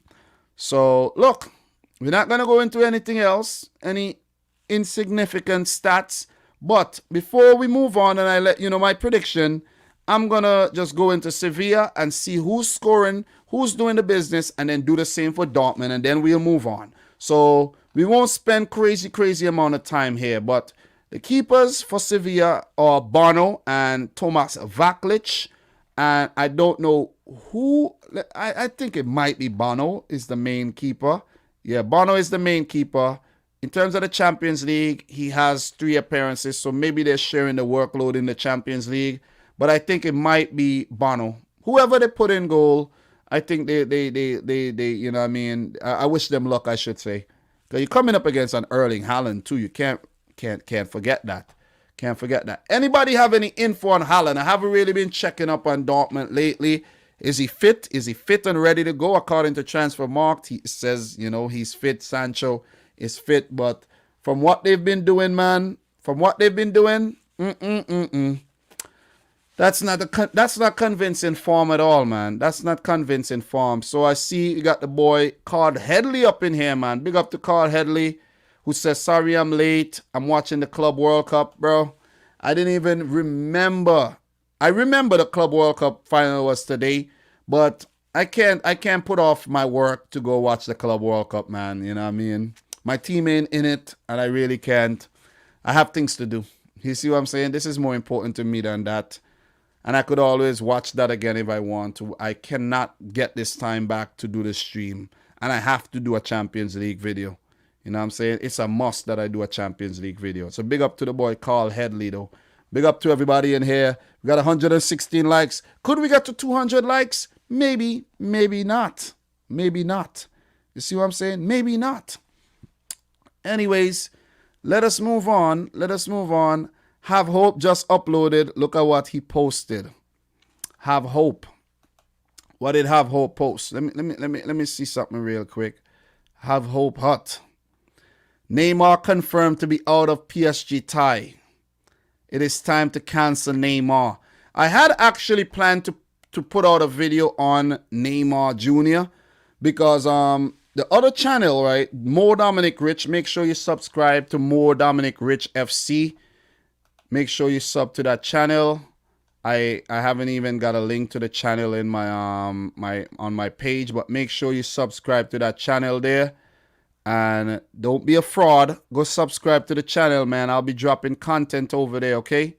Make sure you subscribe to More Dominic Rich. All right? Support the thing. You know what? As a matter of fact, I'm going to drop the link in the chat right now. Go subscribe to More Dominic Rich FC, okay? I need them subscription numbers up. But only subscribe to the channel if you are a true supporter, though. I don't want, you know, people to come over there with the same nonsense. So that's the link for the channel there. Make sure you go hit up that channel and hit the subscribe button. I will touch on the Neymar situation over there, I think. And because the Neymar thing is searched real heavy on Google right about now. I will be doing a lot more strategic stuff over on More Dominic Rich. More of an experimental type channel too, when you really think about it. So look, let's get back to the business here. Let's get back to business. Strain a bit there. Strain a bit. Going a little off tangent. But let's go. Let's run through this so we could move on. We could move on to where people really want to actually, you know, talk about right now. So, stats. We haven't got to City. We haven't got to Liverpool yet. We're going to leave those for last. We have to talk about Bayern, Lazio, and PSG Barcelona as well. So we leave those 4 for last. I think I've done well in terms of doing that and getting rid of the smaller clashes. So, look, bring up this squad right about now in terms of goals. Who's doing the business? The man, Yusuf En-Nesyri. Yusuf En-Nesyri with 17 goals this season. West Ham wanted to sign this guy, and Sevilla was like, hell to the no. You're not getting our little talisman here from Morocco. He is ours to keep. I got to drink this water sparingly because it's almost done. And I have a long way to go. I might actually need another bottle of water though. See what I'm saying? I can't pull water out of thin air or else I would have done that. But I need more water. Lucas Ocampos, who's currently injured, has 7. Luke de Jong has 6. Ivan Rakitic has 5 goals and 3 assists. The return of Ivan Rakitic, that's where he made his name and then went to Barcelona. Munir El Haddadi, former Barcelona man, has 4 goals, 1 assist. Jules Koundé got 3 goals from the back. Suso has 3. Joan Jordan, He has chipped in with a few goals as well, and he has 6 assists. Solid player. Oscar Rodriguez, 2 goals. That's about it in terms of the goal involvement. One very, very important signing that they made, Papu Gomez, who already has 1 goal in his first few appearances for the club. That's a great signing. That is a very, very good signing, Papu Gomez. Big up to Papu. That is a good signing. Listen, that is a good signing. I think that signing could actually help Sevilla a lot in the Champions League here. And if you're wondering, could a player play for another club? Yes. Even though they played in the Champions League group phase? Yes. Yes. That rule was changed. There was a rule before that stated if the player played already that he can play. No, he can. He can play. He can play again. So Yusuf Enesari is the danger man here for Sevilla. We have already established that. So let's take a look at Borussia Dortmund and see who has been doing the business for Dortmund. Who has been doing the business. Guys, remember, and I repeat, this stream is a chill stream, no pressure.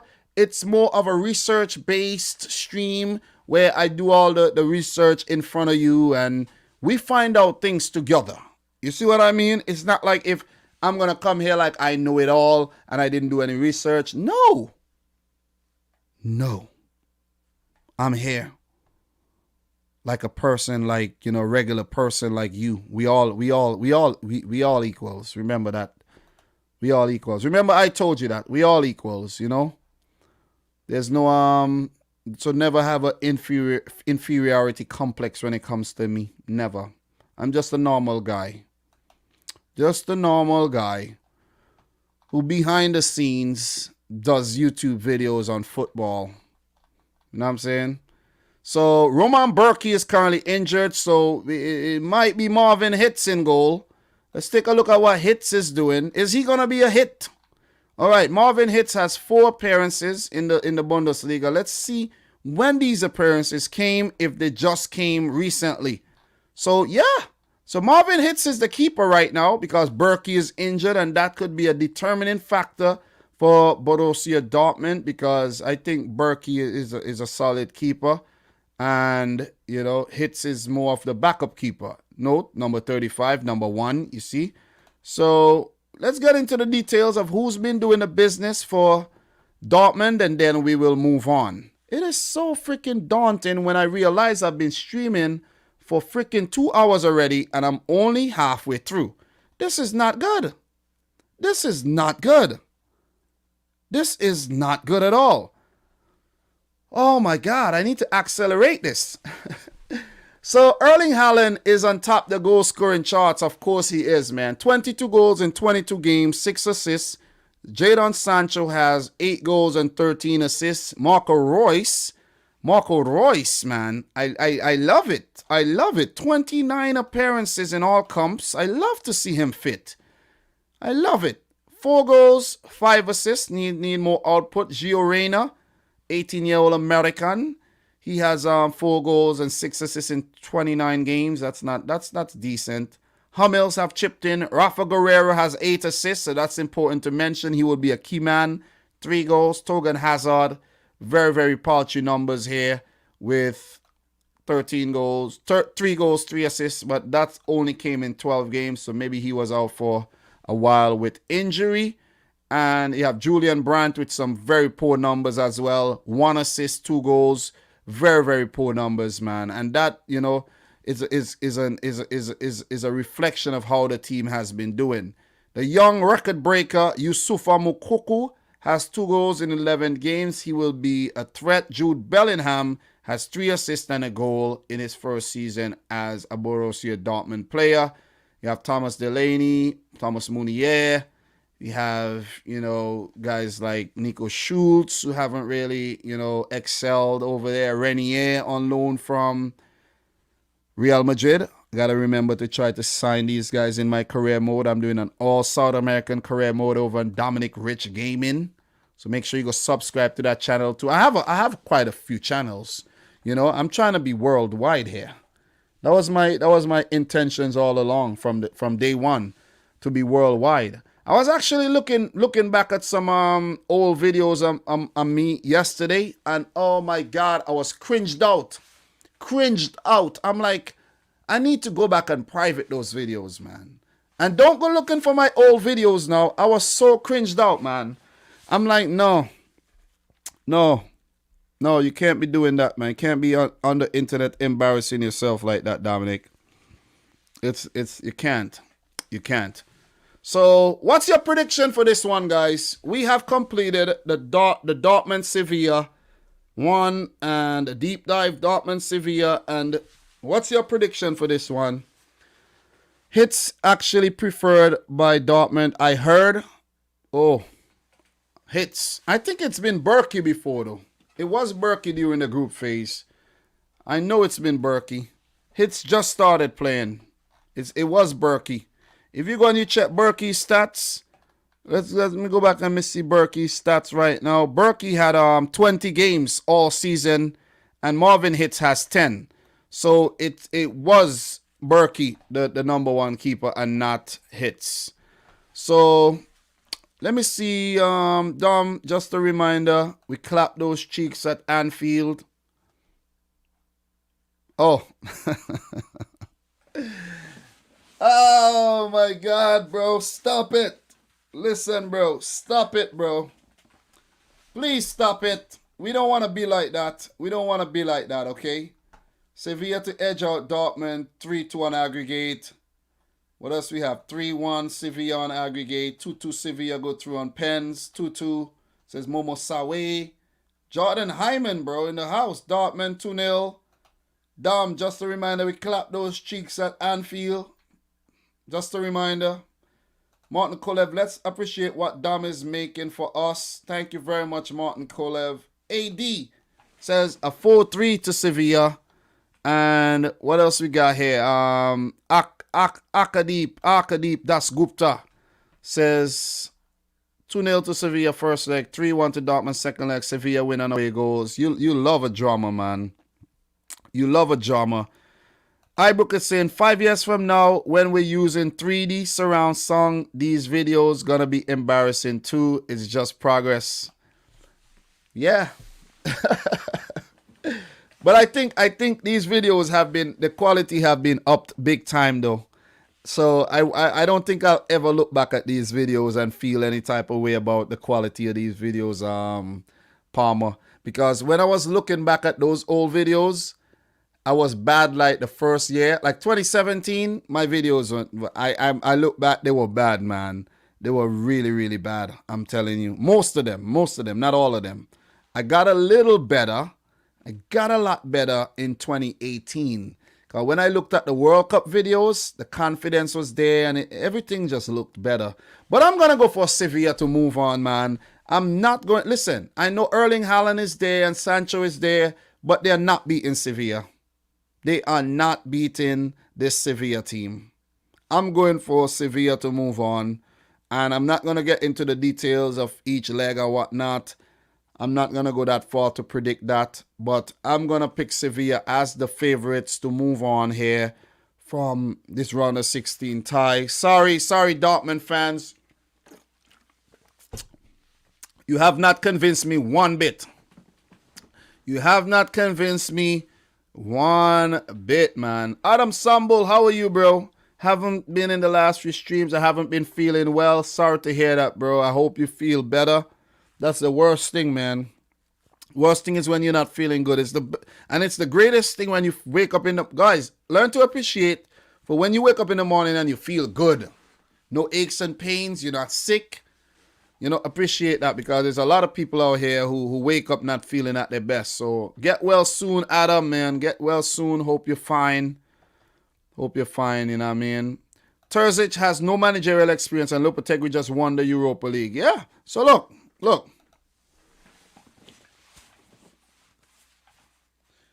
Sevilla. Not putting no money on Dortmund.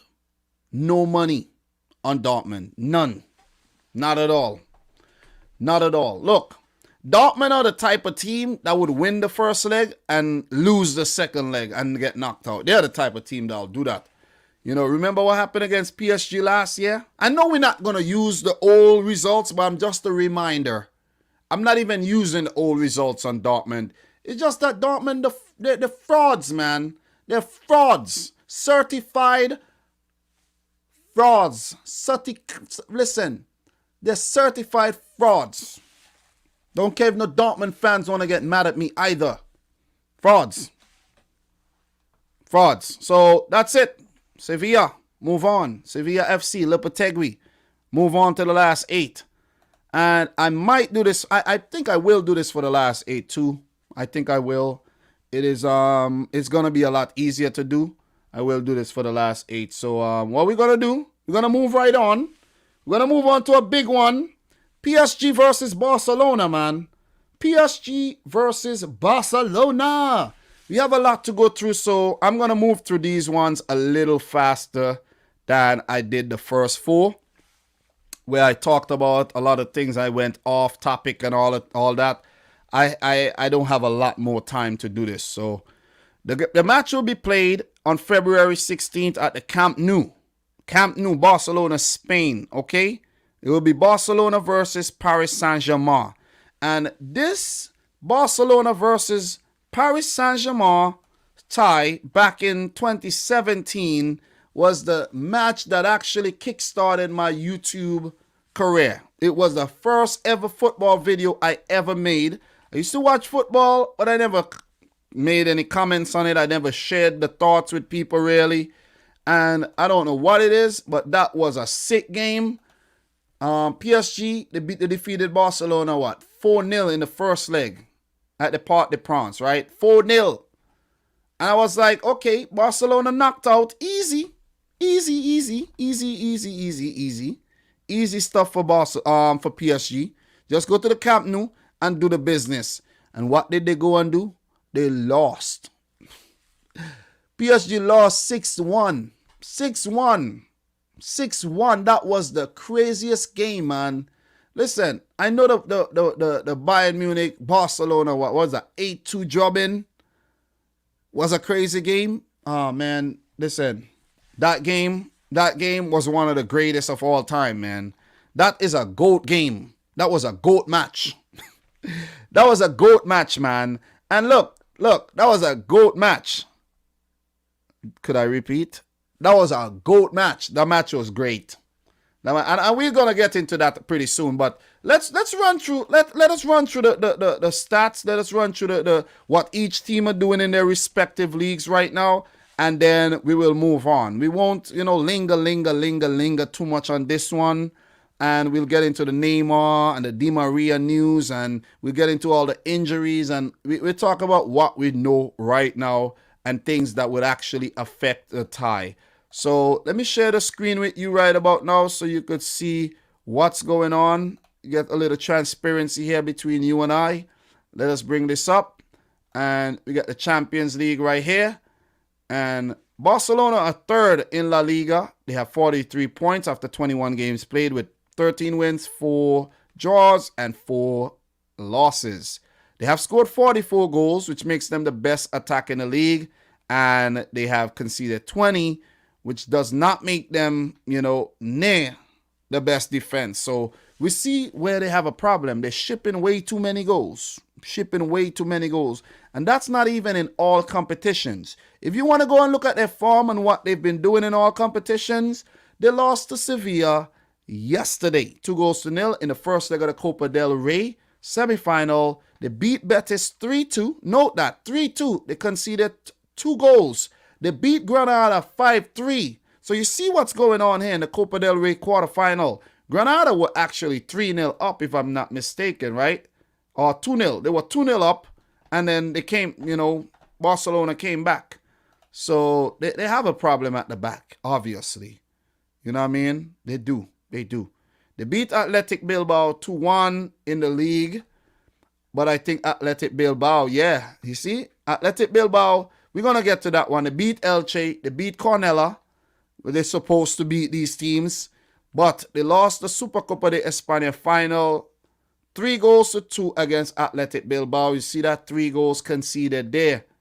Supercopa España semi-final, 1-1, lost, one on penalties over Real Sociedad. We're just looking at their form here, 4-0 win against Granada, 3-2 win against Athletic Bilbao. And that's what they've been doing this year. 1-0 win over Huesca. So let's touch and see what PSG are doing right now. I know over in the Ligue 1, it's not as a runaway league this season, I think, the last time I checked. But let us check this right now. Yeah, see, they're not running away with the league. They're not running away with the league. So see, sometimes the boy Dominic Rich knows what he's talking about, Not all the time, but sometimes. You see what I mean? Sometimes, you see what I'm saying? Sometimes. So could Lille go on to win the league? Remember, Lille won the league. I think Lille could have been the last team that won the league in France. Apart from PSG, it was Lille when Hazard and all these guys were at the club. And a few other guys. I can't remember everybody who was there. But we'll leave that for another time. But imagine that they have sold off some of their best players. And they're still on top. They made a lot of money, man. Nicola Pepe. What's that one name that went to Napoli? That big striker. Haven't been hearing a lot from him. Victor Osimhen. They've sold off a lot of big players. But Lille have 5 wins in their last 5 games there. While for PSG, they're 3 points behind the league leaders and a point behind Olympique Lyon with Monaco on their tail. So it's a 4-horse title race over in Ligue 1 with the title. It's 14 games left. 14 games.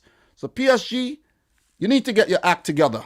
PSG. And we have a sacking that happened as well at PSG with Thomas Tuchel.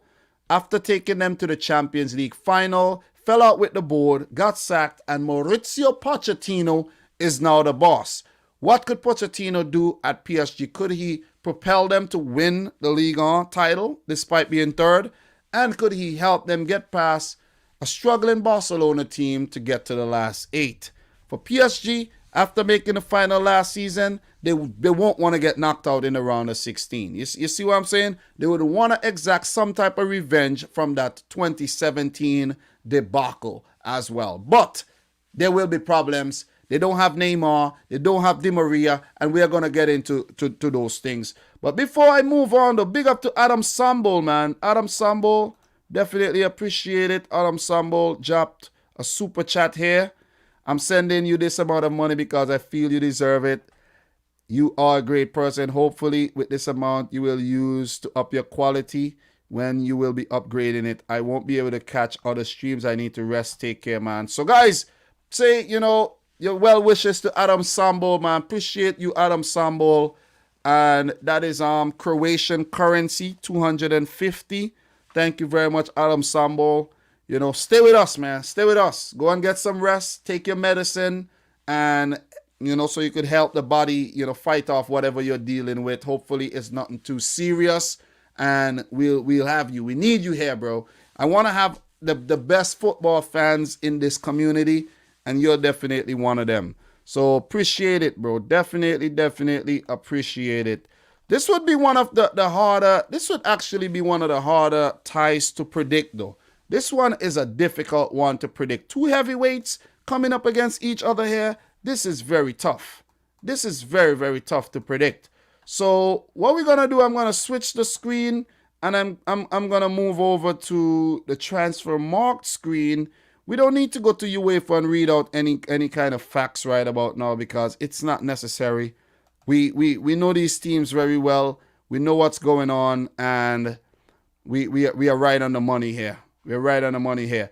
But get well soon, Adam Sambol, man. Please, stay with us.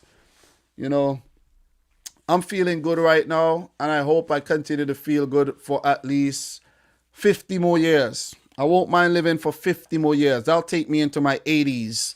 Ain't ready to die like Notorious B.I.G. or anything, But let's not use the D word too much. Get well, Adam Sambol. I doubt it's that serious, but you never ever know, man, Just, get some rest. If you have to take some time off from work, use up some of those, time you have at work and, use it up. and recover. You know what I'm saying? You're not gonna kill yourself to take care of yourself. You see what I'm saying? So get that rest, get some sleep, and we could keep doing this thing, man. So thank you very much once again. So we're looking at Barcelona PSG right about now, and it's almost noon, and I'm just over the halfway mark. But we almost done with Barcelona PSG. We almost done. So let us go. I think we almost done. Maybe we're not. Maybe we're not. But look at the last 16 here. The last time they met was in 2017. That 6-1 game, man. The game that kickstarted my YouTube channel. Wow. This.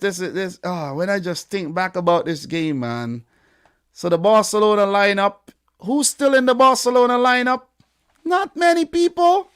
Not many of them.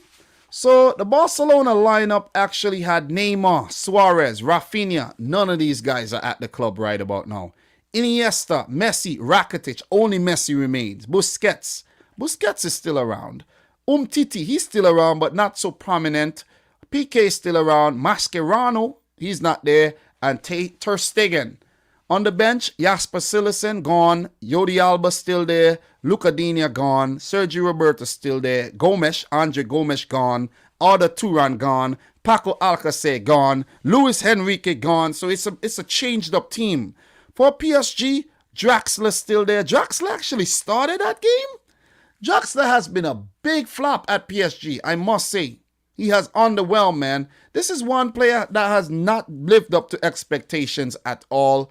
Julian Draxler.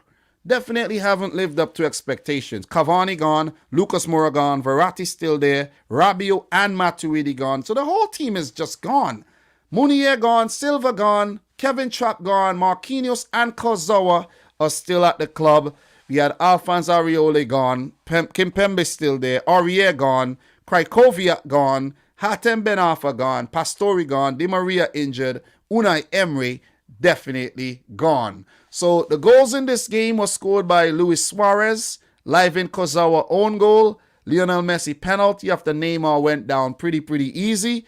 And that Edinson Cavani goal, he celebrated that goal, man. I remember him celebrating like the tie is wrapped up. Like we got 5 goals now, you only got 3. It ain't happening. We got that away goal. But no, things take a turn for the worse, man. 88 minutes, Barcelona needed 3 goals in the space of 2 minutes plus extra time that went on to be 5. So they needed 3 goals in, let's say, 7 minutes. Barcelona did it. Neymar, a direct free kick. Oh, man, absolutely exquisite. Neymar again. Penalty. Suarez went down. That was a controversial moment. I did talk about that. The referee, Dennis Eitekin, did get banned. He did receive a ban for this game too.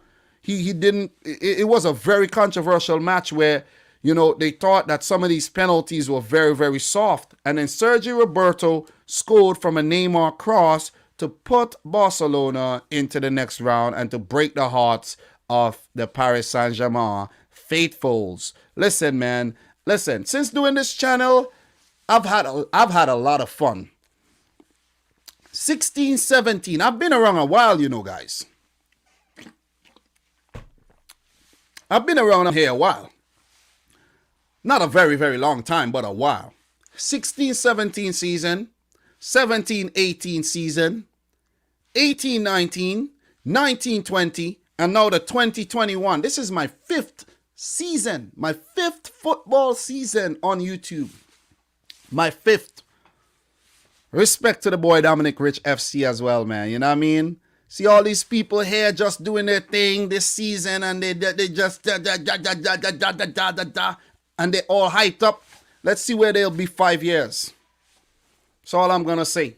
Let's see where they're gonna be. So big up to all the veterans and all the real ones on the marathon. Regardless to what happened in life, we're still here. You see what I'm saying? If I break a... Listen, I have a feeling... if like something happened to me and I'm in a body cast, I'll sit right here and still bring you the heat. But anyways, let's get into the various teams and see what they're doing. But they have 10 Champions League all-time meetings with Barcelona winning 4, PSG winning 3, and 3 games ending in draws. Excuse me there. And that cough is not COVID or anything, no. That's just a regular cough, you know what I'm saying? I do need to get another bottle of water. I should have got more than 1 bottle of water because all this talking, you need water, man. You do need water. You see what I'm saying? So let's just take a look. Home record for Barcelona. 5 matches. They have 3 wins and 2 draws. So they have never lost to PSG at home. Keep that in mind. Keep that in mind. Missing players for Barcelona. Serginho Dest, the American international with muscular problems. Miralem Pjanic with a foot injury. Martin Braithwaite with a hamstring injury. Gerard Piqué, knee injury. Ronald Arroyo, sprained ankle. Ansu Fati, meniscal laceration. Sergio Roberto, injury. Muscle injury. Philippe Coutinho, rupture of outer meniscus. Moussa Wagué, patella rupture. Moussa Wagué is definitely out. Listen, both teams are struggling with a lot of injuries here. Both teams struggling with a lot of injuries. This one is difficult, man. Angel Di Maria out. Neymar out. Marco Verratti probably out. Mauro Icardi, thigh problems. Listen, we're gonna look back. Timothy Pembele, coronavirus. Colin Dagba, thigh problems. Juan Berat, ACL. Oh my God. Listen, this one is tough, man. This one is tough. I need to look at the last PSG game that they played yesterday. No. Let me look at the one against Marseille. Mauro Icardi did play. They also, don't forget they have Mbappe. There's Mbappe, Icardi. Di Maria, he went off, so Di Maria might be out. Idrissa Gueye, Leandro Paredes, Marco Verratti, Kurzawa, Kimpembe, Marquinhos, Florenzi. They still got a pretty decent team with the likes of Thilo Kehrer, Rafinha, Danilo Pereiro, Mose Ken, Pablo Sarabia, Julian Draxler, Mitchell Bakker, and a few other youngsters here and there. But the team looks light.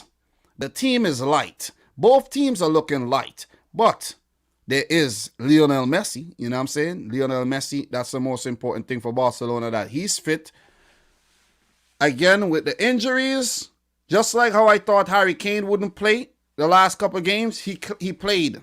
Sometimes players are listed as injury, and next thing we know, they're available for the game. So let's see who will be out injured. Let's see who will be out injured. Definitely, let's see. The French Cup game against Caen, right? There was a lot of rotation, and I think this is the game Neymar picked up his injury in. Definitely. But there's Mbappe. There is Mbappe. So we covered injuries. This one is so different. I haven't even made up my mind yet who I'm gonna predict to go through. So Pochettino against Koeman here. His record against Barcelona, 11 matches, right? Well, he used to manage in La Liga too. 11 matches, 1 win, 4 draws, and 6 L's. He has not done well against Barcelona. Haven't done well. Against Koeman, 4 wins. He has done well against Koeman though. Because guess what? Koeman used to manage in the Premier League. Everton, Southampton. So obviously, he's going to do better. 4 wins, 2 draws, and a loss. And Koeman has a horrible record against Pochettino's Tottenham. I'm pretty sure it was Tottenham. Pretty sure. Most valuable players for each team here. Ansu Fati is listed as more valuable than Lionel Messi right now in terms of market value. Only as market value though. So just take that at face value. That's it. And Kylian Mbappe worth a whopping 180 million euros. So good luck. Good luck, Liverpool, on trying to sign him. Good luck on trying to sign him. You know what I'm saying? For free. That's what Liverpool probably want too, you know. To sign Kylian Mbappe for free. His contract ends next year. So, you know, maybe able to sign him for free. But that's it. I don't think Liverpool won't be able to afford him if they can't even, you know, they don't even want to pay for Harvey Elliott. You know, so I don't think that's gonna happen. I really don't. You have to break the bank to get him. I think Mbappe might be staying at PSG though. Messi linked to PSG and all. Let's see who's scoring the goals for freaking Barcelona here. And let's see who's scoring for PSG, and then we're going to move on. We can't linger on this fixture anymore. I think I've added a lot of value when it comes to this Barcelona PSG fixture. And, I think I've done well.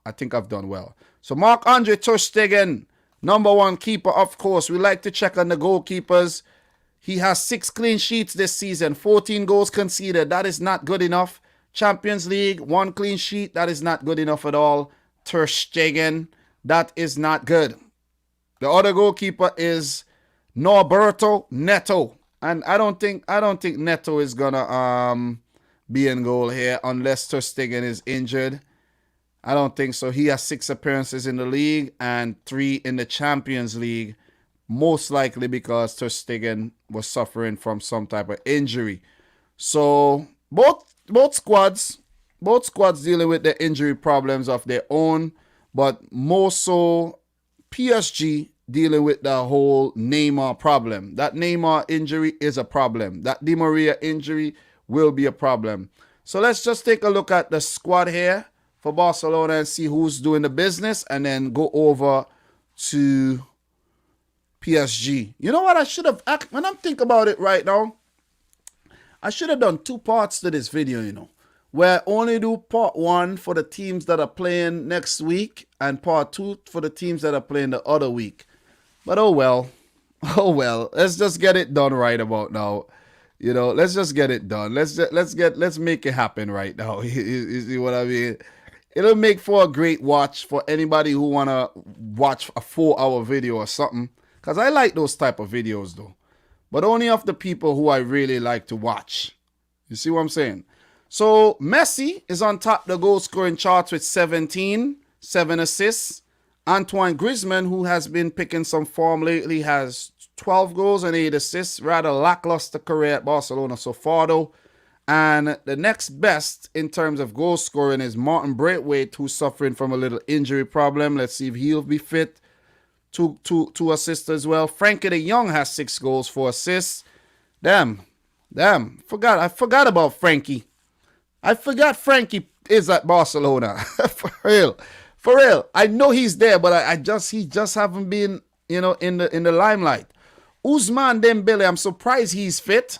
He has 6 goals, 4 assists. Ansu Fati, who is now out injured, maybe for the rest of the season, has 5 goals, 4 assists. And one of the biggest revelations this season, one of the best signings, Pedri, the youngster who's only 18, has 3 goals, 4 assists. Jordi Alba has 10 assists from left back this season. That is impressive. That is very, very impressive, man. 10 assists. He also has 11 yellow cards, so we know he's a hothead, you know what I'm saying? And he likes to get under people's skins. He got 3 goals. Philippe Coutinho now injured. You have Francisco Trincao. He got 1 goal, 1 assist. That's not good. Not a very good output there by Trincao, the new signing. And not many more contributions in terms of goal scorers. But the squad is dealing with a lot of injuries right about now. So let's just touch on Paris Saint-Germain right now and see who's been doing the business over in the French league. I know a lot of people may want to say, Farmers League. I did call it the Farmers League before. And then Lyon knocked us out the competition. So I kind of have to be very, very careful these days with what I say about the French league. You see what I mean? So the number 1 goalkeeper, Keylor Navas, who has been named the CONCACAF best goalkeeper of the decade. I made a video on Dominic Rich FC talking about that. So make sure you go and check that out, guys. We'll definitely appreciate that. Definitely appreciate it. So big up to Keylor Navas, man. What is he doing in terms of clean sheets? The number 1 goalkeeper over there. 11 clean sheets, 16 matches. Pretty impressive by Keylor Navas, though. Pretty impressive. So let's take a look at the stats right now in the squad. See what's going on at PSG, who's scoring the goals.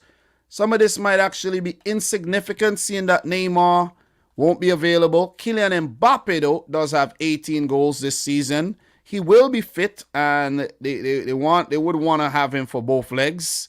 You see what I mean? They would want both of his legs working, you know, because Neymar always gets injured at the crucial time, man. And crucial and cruciate and all the... Look, Neymar always getting injured at the wrong time. Why? See what I'm saying? Why? Tell him that it's human nature. It is not human nature to always be getting injured. Stop it.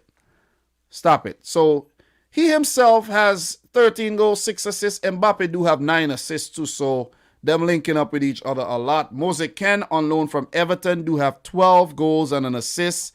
Murray Cardi, who's an injury doubt, I think he will play this game. 6 goals, 4 assists. That is paltry. 12 appearances though, so that's not bad. I take that back. That's not bad. Angel Di Maria, chief assist getter with 12, but he will be injured out. 5 goals. Pablo Sarabia chipping in with 4 goals, 4 assists as well for the club. Idrissa Gueye doing the hard work, has 2. Florenzi running up and down the right flank has 2 goals as well and an assist. You have the likes of Marquinhos, Draxler, Ander Herrera, Colin Dagba, Timothy Pembele, Livin Kozawa, who was involved the last time these two teams met, chipping in with goals as well. Presnel Kimpembe will be a key man.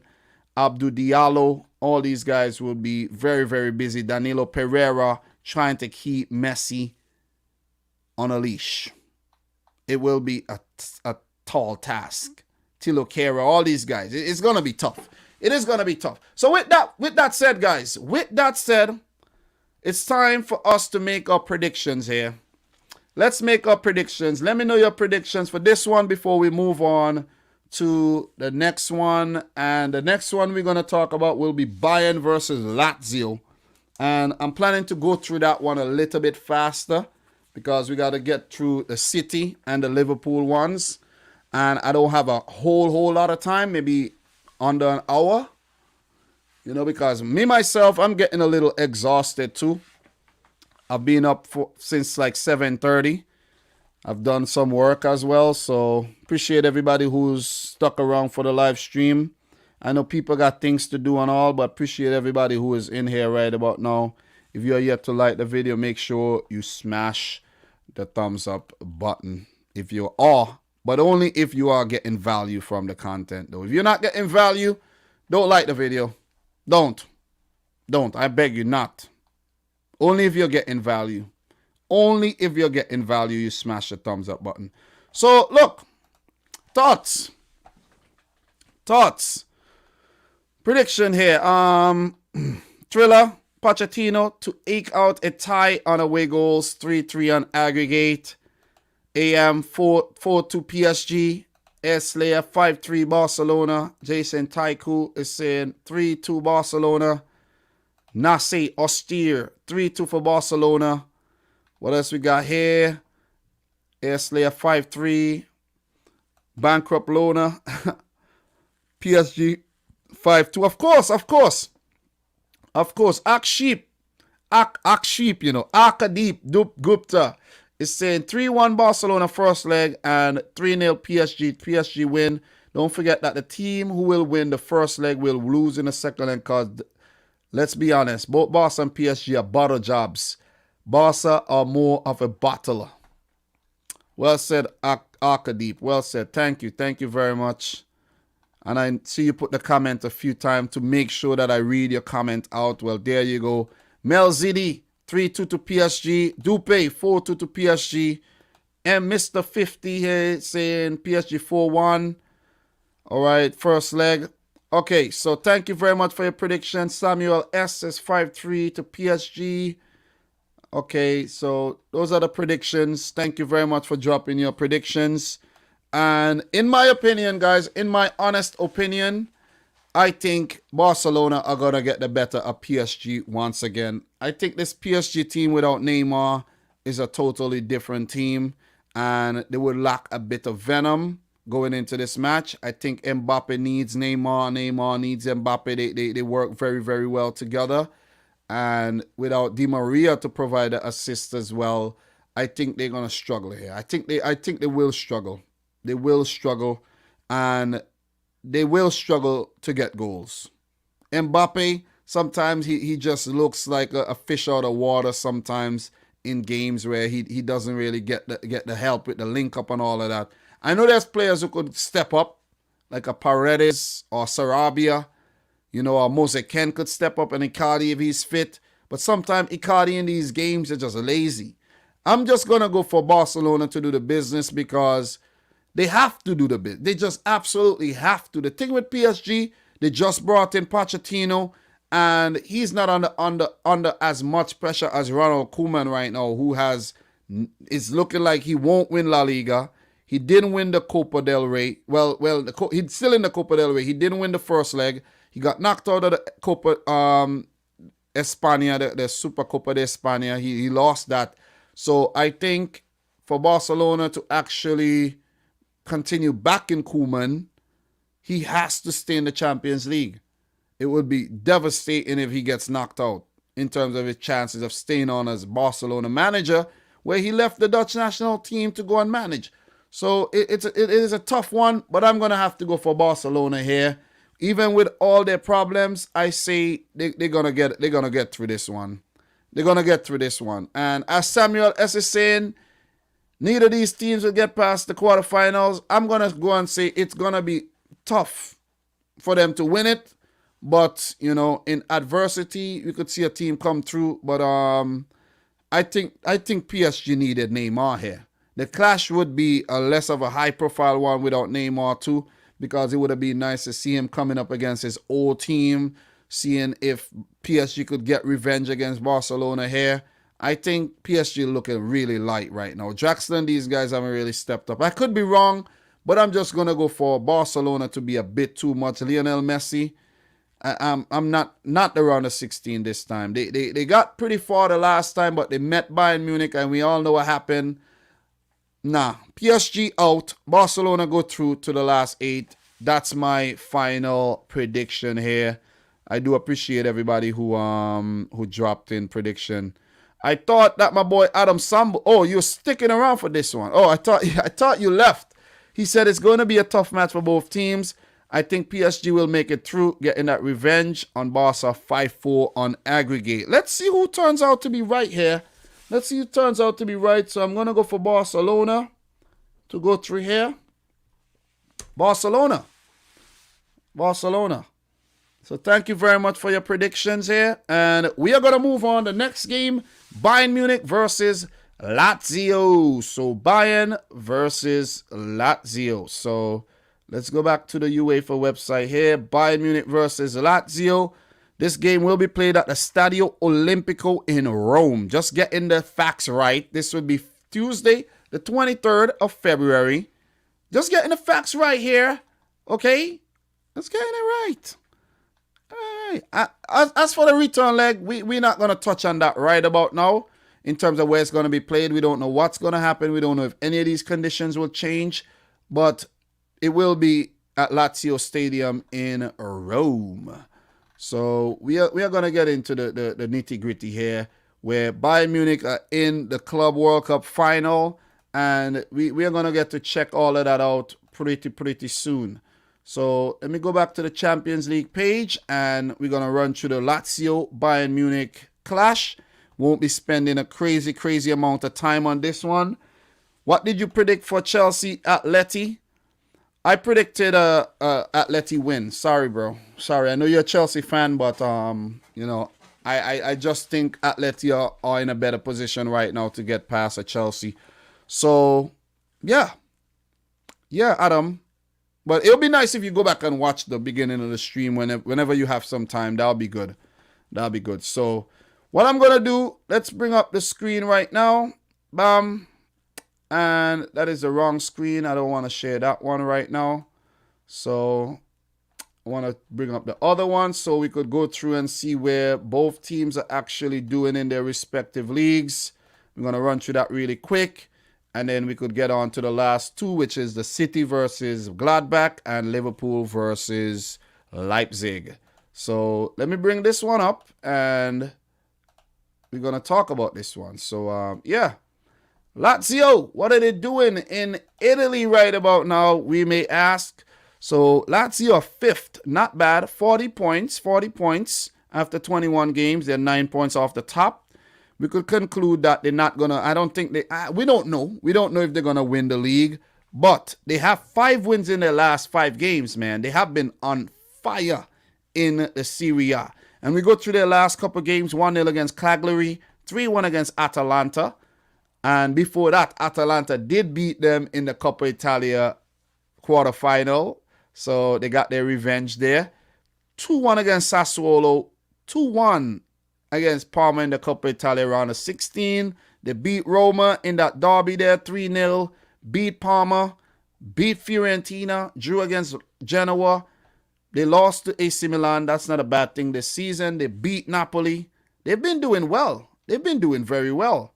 They lost back in December against Verona, but that's way back in December. And a 2-2 draw in the Champions League against Club Brugge. So, a mixed bag of form there.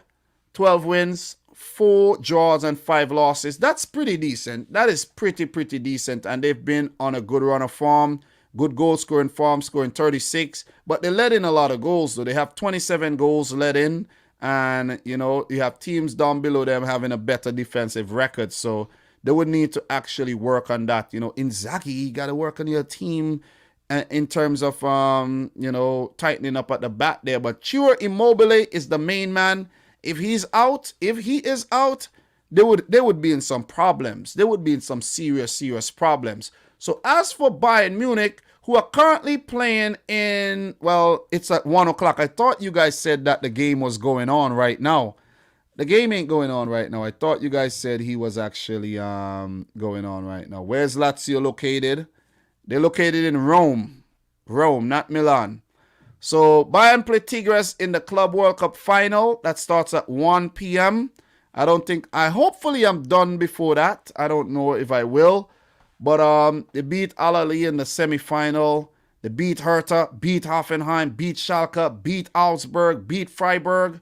They did lose in the DFB Pokal to Holstein Kiel, though. Don't know how that one happened, but they lost in penalties. They lost to Borussia Mönchengladbach, and the Gladbach fans will be pumped up playing against City, thinking that they could beat City too. They beat Mainz, beat Leverkusen. So it's been formality, beating teams, draw against Union. Union always gives teams a tough time, and there's 2 losses sprinkled in between there. But when you go to the league table, where are they? On top the league table after 20 games. On top. Only 14 games to go. Only 14 games because, 17 by 2, 14. And they have a 7-point cushion ahead of Leipzig, which is nuts. 2 losses, 3 draws, and 15 wins. They're going to win the league again. Hansi Flick and Bayern Munich are going to win the league again. Let's just conclude that. They have the best attack, not the best defense, though. Leipzig has the best defense. So they've shipped a lot of goals because their center-back partnerships has been switching up. Players with injuries. They have been struggling with a few positions this season as well. So they're not as strong as they were last year, but they're still strong. That's the key here. They are still strong. So let us just go and do a deep dive really quick in terms of their, if they have any head-to-head, and if, let's just go and take a look into the squads and see who's scoring and who's doing the business. So what we're going to do, we're going to pull up the transfer marked screen, and we're going to take a look at the Lazio Bayern Munich clash here. That would be not next week, but the week after, on the 23rd. That'll be on a Tuesday. So maybe I'll be available to do a watch along. I don't know yet. Can't make up my mind yet if I want to do that. I may just do it though. So for Lazio, Danilo Cataldi, muscular problems, other injuries. Thomas Strakosa, knee problems. Luis Felipe, ankle surgery. So these guys might actually be missing. For Bayern Munich, Thomas Muller has contracted coronavirus. But being that today is the 11th, I'm pretty sure he will be available for that clash. Simone Inzaghi versus Hans-Dieter Flick. They have not met each other in a game. And in terms of head-to-head, Lazio and Bayern Munich has never played against each other in any competition. So this will be the first meeting between Lazio and Bayern Munich here. Sergei Milinkovic-Savic, who recently picked up Player of the Month in Italy, and Joshua Kimmich, who recently became I think the fastest player to 50 assists, are the most valuable players in terms of market value for both clubs. If we run through to Lazio and we check to see who's doing the business in goal for Lazio, Pepe Reina, Stracosa, and Marco Alia. Stracosa is now listed with an injury, so it could be Pepe Reina, and Pepe Reina is not as swift as he used to be. So we just check Pepe Reina. He has 5 clean sheets this season in 15 games, 15 goals let in the Champions League. He has been the Champions League goalkeeper, by the way, and he has no clean sheets in the Champions League, has 1 game in the Coppa Italia. So we just check the stats for the team. We're going to check the stats for the club, and then we're going to check Bayern Munich. I'll give you my prediction, and then we will move on.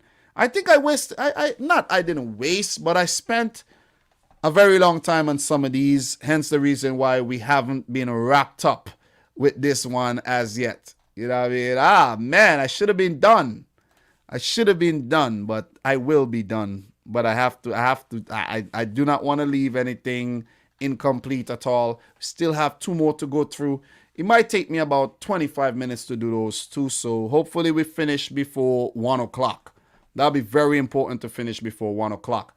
So, look, Ciro Immobile, 19 goals, 4 assists. He is the danger man here. You handle Ciro Immobile, you handle Napoli. Handle Ciro Immobile, you handle Napoli. That's the key here. That is the key.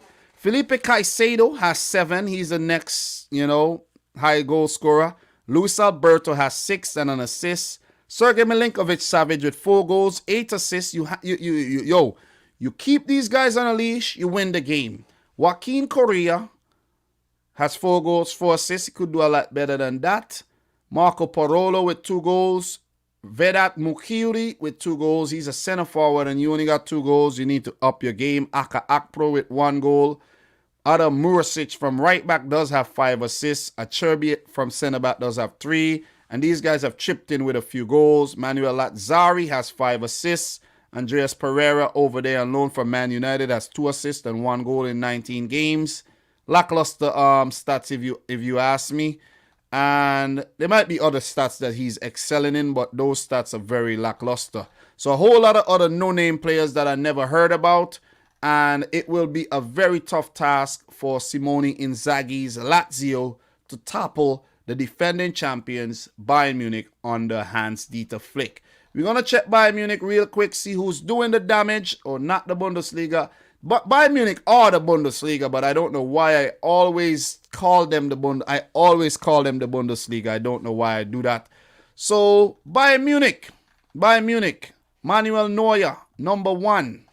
He's the captain. Alexander Nubel, the secondary keeper as well. So, Neuer, not very good, 20, not very good this season, I should say, in terms of the clean sheets. 20 appearances, 5 clean sheets. Their defense have not been the best. And if you go to the Champions League, 5 games, 2 clean sheets, 4 goals conceded. You got to up. They need to do a lot better in terms of tightening up at the back, to be real. Maybe being a little too overly critical when it comes to Bayern Munich. But we have to criticize you still. It doesn't matter if you're reigning champions and you're going to win the Bundesliga again. You're probably going to win the Club World Cup that starts at 1 o'clock. You got to get your criticism. You see what I'm saying? Deserved criticism. So let's see what's happening at Bayern München. Goal scorers, Robert Lewandowski with 29 goals, 7 assists in 27 games. This is simply amazing, man. This is simply amazing. He should have won the Ballon d'Or last season for 2020. I don't know why they canceled the Ballon d'Or for 2020. That is messed up. He should have won it. Thomas Müller has 13 goals, 14 assists. He's doing the business again this season. Leroy Sané, the man who left my team, Manchester City, has 7 goals, 6 assists in all comps. Serge Gnabry has been a little, subdued this season with 6 goals, 4 assists. Kingsley Coman has a better return with 11 goals, 6 assists. So you see where the goal threats are all over the field. Even Leon Goretzka has 5 with 3 assists. Joshua Kimmich has 13 assists with 4 goals. And even the youngster Jamal Musiala has 3. Choupo-Moting, who somehow ended up at Bayern Munich, some from PSG. I don't know who's his. I think his agent might be Raiola or something, but they're doing some. I want his agent. I want his agent. Jerome Boateng, man, who's in some, little controversy right now. His ex-girlfriend committed suicide last week. I have a video on that dropping on Dominic Rich a bit later. Just a little sneak peek for you there. Just talking and reacting to that whole thing. David Alaba, who's out of contract, who is set to leave the club. Nicolas Zula. They have goal threats from all over the place. Douglas Costa, Luca Hernandez, Corentin Tolisso, even Javi Martinez is still at the club. And, they have a really good squad, man. Alphonso Davies, Benjamin Pavard.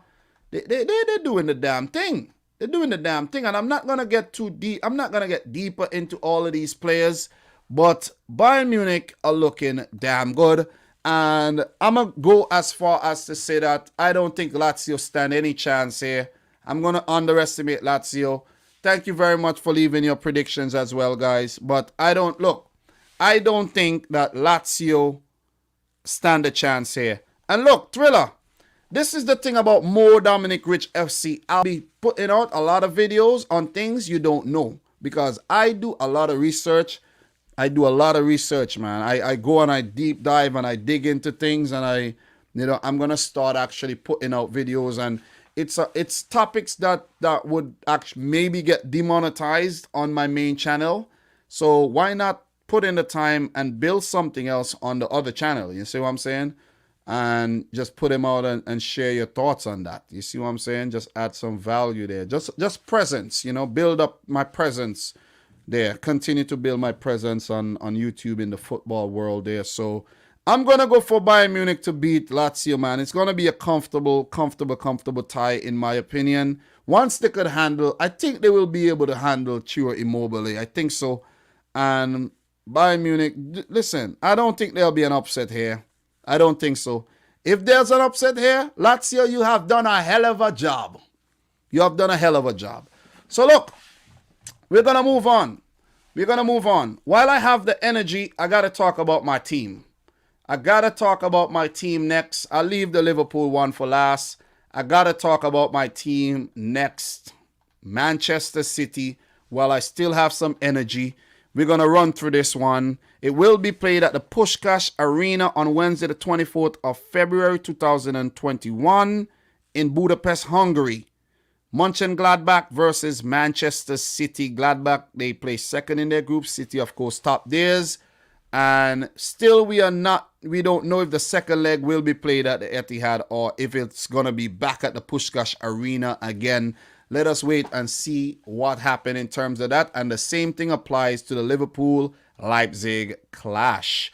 So what we're going to do, we're going to just scoot over and I'm going to share the screen with you again. And we're going to bring up the see what both teams are doing in their respective leagues. Let us talk about Mönchengladbach first and see what they are doing. I know what my team are doing, and we're doing the business. And I know Gladbach are doing the business as well. Gladbach are doing very well in the Bundesliga, so you can't take your eyes off them whatsoever. So Gladbach, they're 7th, 32 points. Okay, don't look. Fourth is only 36, so that's what you have to keep your eyes on. I don't think they're going to go on to win the league, but you got to keep your eye on the top 4 spots. They will be fighting for the top 4 or just for the European places here. So Gladbach, they have 8 wins, 8 draws, and only have lost 4 matches this season. That's very, very important to note in the league. They have a very decent attack at most, with the likes of Thuram and Playa in there. They have 37 goals, among the best in the Bundesliga. The defense, however, could be a worry. It could be a worry. They're amongst the likes of, even Augsburg in 13th and Cologne. Similar defenses. Even Armenia down in the relegation playoff zone has a similar defense. So that could be a worry for Borussia Mönchengladbach. As for their counterparts, Manchester City, it's the total opposite. But wait, before we go on to City here, let's just take a look at what Gladbach have done in the last few games. They lost to Cologne last Saturday. That's not good. Cologne have not been doing well in the league this season. They beat Stuttgart in the DFB Pokal, drew to Union Berlin. So the form has been kind of, iffy there. They did beat Dortmund, the frauds Dortmund. They beat Werder. They drew to Stuttgart. They beat Bayern Munich. That's the big result. They beat this team in Elversberg, and they beat Armenia. They lost to Hoffenheim. We go back to December, and 3-3 draw against Frankfurt. So they have been good. They have done some good things, especially against Shakhtar in the Champions League. I think those two big wins against Shakhtar in the Champions League propelled them into the round of 16. But even though they performed rather okay against, the likes of Real Madrid and Inter Milan, they still, it was not as convincing. You beat Shakhtar twice, but you did not, you lost once to Inter and you lost once to Madrid, and so it makes you wonder. Are Borussia Mönchengladbach's low-key frauds too? Are they low-key frauds? It's left to be seen. It is left to be seen. So we go to Manchester City here in the Premier League, and I'm not going to go into all the games we have played. I'm just going to let you know that Man City have won the last 15 games in all competitions. They have won 15 in a row. 15. Okay? And there's some big scalps in there too. Let me not get hyped up because I'm talking about City right now. But if you look at the form right now, 5 wins in the last 5 league games, 50 points after 22 games. They have a 5-point cushion at the top. They have a 10-point cushion against the defending champions Liverpool. That is note. You have to mention that. 2 losses, 5 draws, 15 wins in the league this season. And Pep Guardiola's team is in spectacular form as we speak. So as I said, I'm not going to go deeper into the stats and what how many the teams we just played and all. But 43 goals scored, best defense in the league as well with 14, miserly, frugal. Pep doesn't want to give up anything. And I think he is ready to play Marco Rose's Gladbach. And I don't think Pep would underestimate Gladbach. I don't want to underestimate Gladbach. And I'm looking forward to see how we fare against the Bundesliga team here in Hungary. In Hungary, not in Germany. So let me bring this up. Let me bring this other screen up right now, and we're gonna pull this up. Big up to everybody who are still here in the chat. Make sure you like the video if you're yet to do so. We've been streaming for 3 hours, so I appreciate everybody who stuck around. It is expected that the amount of people in here will drop off because, let's be honest, man, most people, they have a short attention span. They come here, they get a little piece, and they gone. Most people don't stick around for things like that. You see, so it's understandable. Not showing shade at anybody is just facts, man. It is just facts. So let's bring this up. Gladbach versus City. You see, they need to update this website. It's still being played in Borussia Park. They need to get this thing fixed. And, all-time results in the Champions League. They have 4 meetings between each other. 1 draw, 3 wins for Manchester City. Home record, well, Gladbach won't be at home, but they have 1 draw and a loss. So they won't be at home too. So that's another factor. The last time the two teams met was in the group stages for the round of 2016. I saw 16 and said round of 16. For the 2016, the Champions League, then the 16-17 Champions League. And that was actually the Champions League that I started my YouTube channel, but it was in the second half. It was not in 16, it was in 17 that I started. So I didn't cover these games. So it was a 1-1 the last time they met and 4-0 for Manchester City at the Etihad. Before then, they met in the group stage in the 2015 15, 16. So back-to-back group stages, they met each other, it seems here. And it had 4-2 win for City and a 2-1 win for City. And before that, they met. Let me see this. This was back in 1979. We're going way, way, way, way back. But in terms of the Champions League, the City has been very good against Gladbach. So if you go back to the UEFA Cup back in the 78-79 season, it was the quarterfinals, 2 legs. It was a 1-1 draw, and then Gladbach beat City. So they would want to actually, conjure up that spirit from 1978-79 to beat this very, very, very dominant Manchester City team here. So that's what's going on in terms of the head-to-head between these two teams. So Pep Guardiola versus Marco Rose, man. His record against Gladbach is a mixed bag. It's a mixed bag. 8 games while he was over there in the Bundesliga as well. And pretty sure when he came to City, let me double check that. Yeah. His first season, I think that was his first season at City. He met Gladbach in the group stage and Pep brushed aside Gladbach. While at Bayern Munich, though, Gladbach really troubled. Gladbach troubled, Bayern. They troubled Bayern. You see that? 2 losses in between there. See, so only 2 wins against Gladbach while he was at Bayern Munich. So that is something to think about.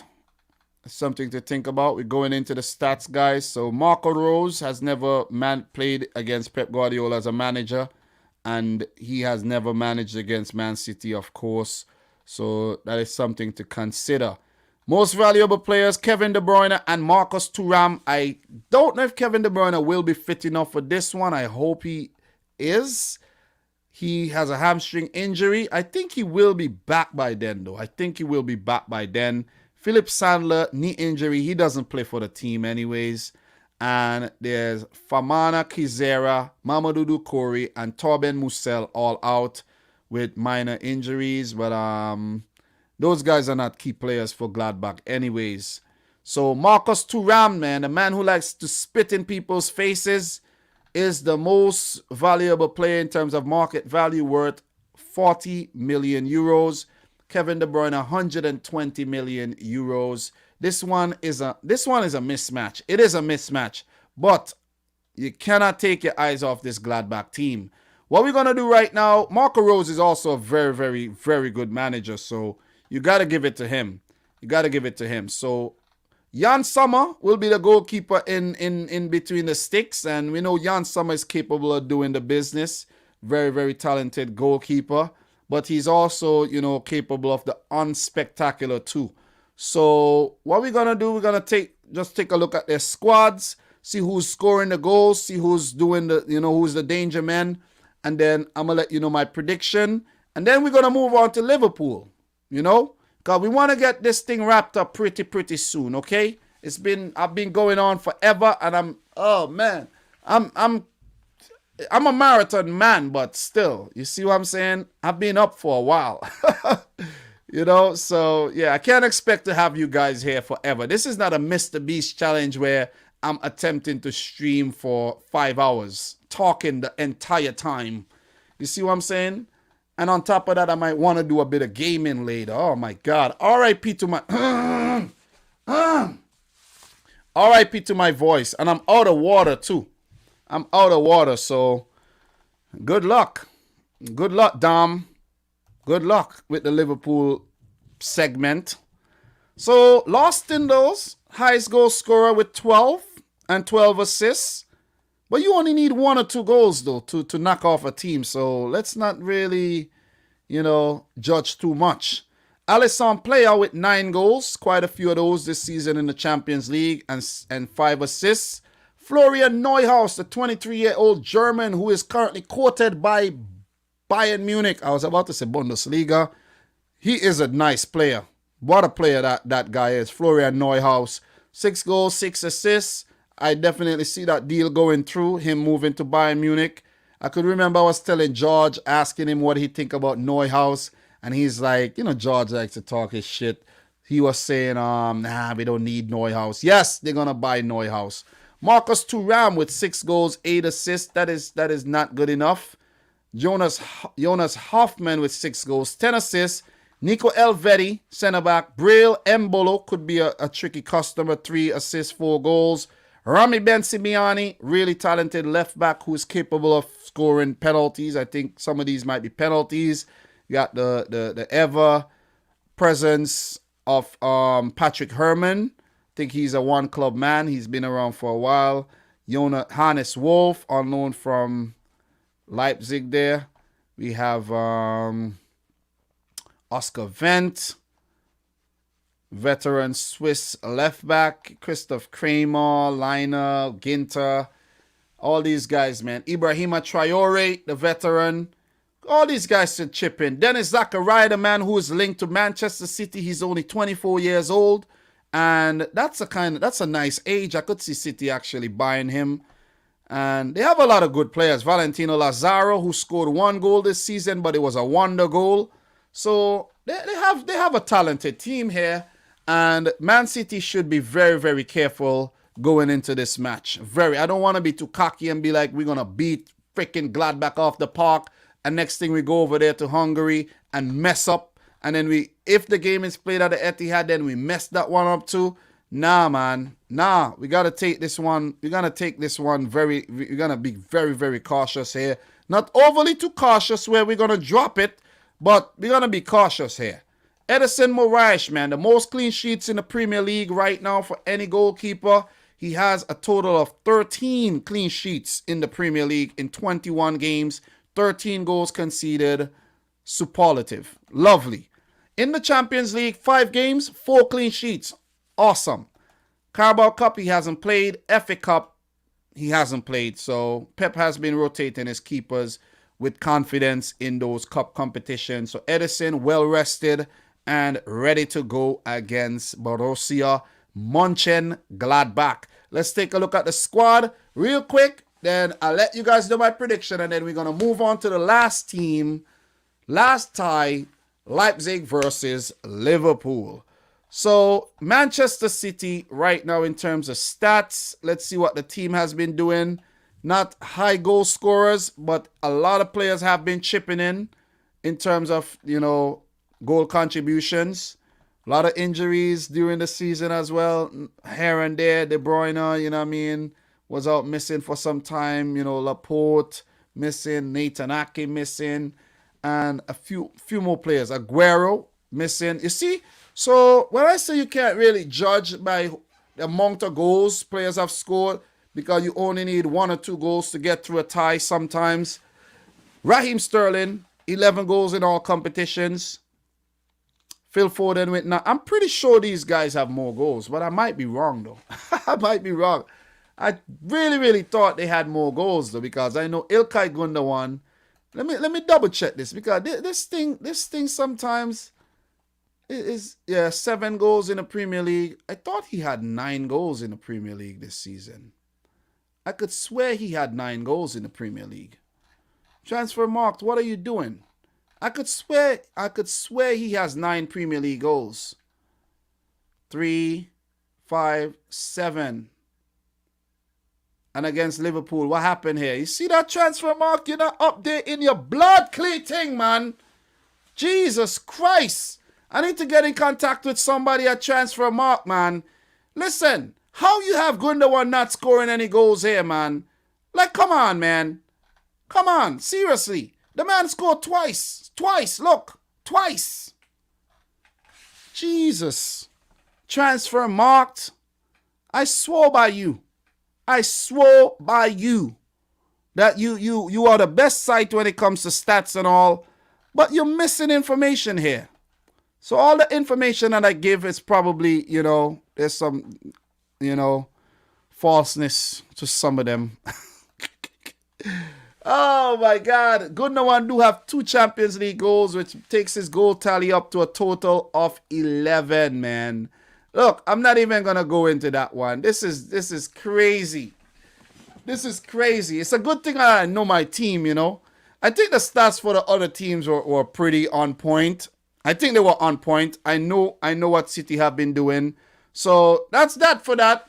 Transfer Mark, thank you very much for messing up my stuff. Appreciate it. Appreciate it. Do appreciate it. So for this one though, City versus Gladbach. I'm not going into no more stats, man. I'm pissed off. But Gundogan, Foden, Sterling, Ferran Torres, all these guys, Gabriel Jesus, Kevin De Bruyne if he's fit, Aguero if he's fit, would all be a threat against Gladbach. But the main talking point is our defense, man. The defense has been very, very good. Ruben Diaz, John Stones, Jacques Cancelo, Kyle Walker at right back, Zinchenko. You know, I'm not going to say Mendy too much at left back, but, you know, the Laporte here and there. DM, got to mention Rodri Fernandinho. We have been very, very good. And I think it's going to be too much of a task for Gladbach to actually win this game. Seriously. Sebastian, bro. Sebastian, I already know you're a City hater. You are a big City hater. Big City hater. So I don't even understand this prediction. You did predict that Liverpool were going to beat City too. So it's all good. You could come and make whatever prediction you want. You see what I'm saying? You could make what predictions you want because your predictions are already proven to be very, very biased against Man City, irregardless of the form we're in and the form that your team is in. So it's all good. You could predict. Thank you very much for dropping your prediction, man. You see what I'm saying? Thank you very much, Adam Sambo, for dropping yours. He said City will go through, but I'll say Borussia will fight to the death, 3-2 on aggregate. I think City get through this clash without worry.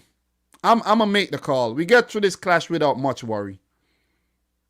This is the round of 16 we're talking about. We get through this. Maybe if it was a quarterfinal, then you'd be like, whoa, there goes City flip-flopping again. There goes City flip-flopping again in the quarterfinals. But this is the round of 16. We're going to get past Gladbach. I know I'm not really using the record too much, but we do have a good record against Gladbach. They won't be at home, so we have an advantage even though we're on the road on neutral ground. I think we're going to do the business. I think Pep is different animal this season, and he's going to go out there and he's going to make it happen, and City are going to come to this tie. Maybe unscathed through this tie. It won't be any hiccups here. So even though I'm a City fan, if we had a tougher fixture, may have predicted us to get knocked out. Seriously. But I think we get past Gladbach. I have not been scared of Gladbach. Doesn't matter what they do against Bayern Munich here during the league or whatnot. This is across two legs. If it was a one-legged affair, then maybe. But City get through this one.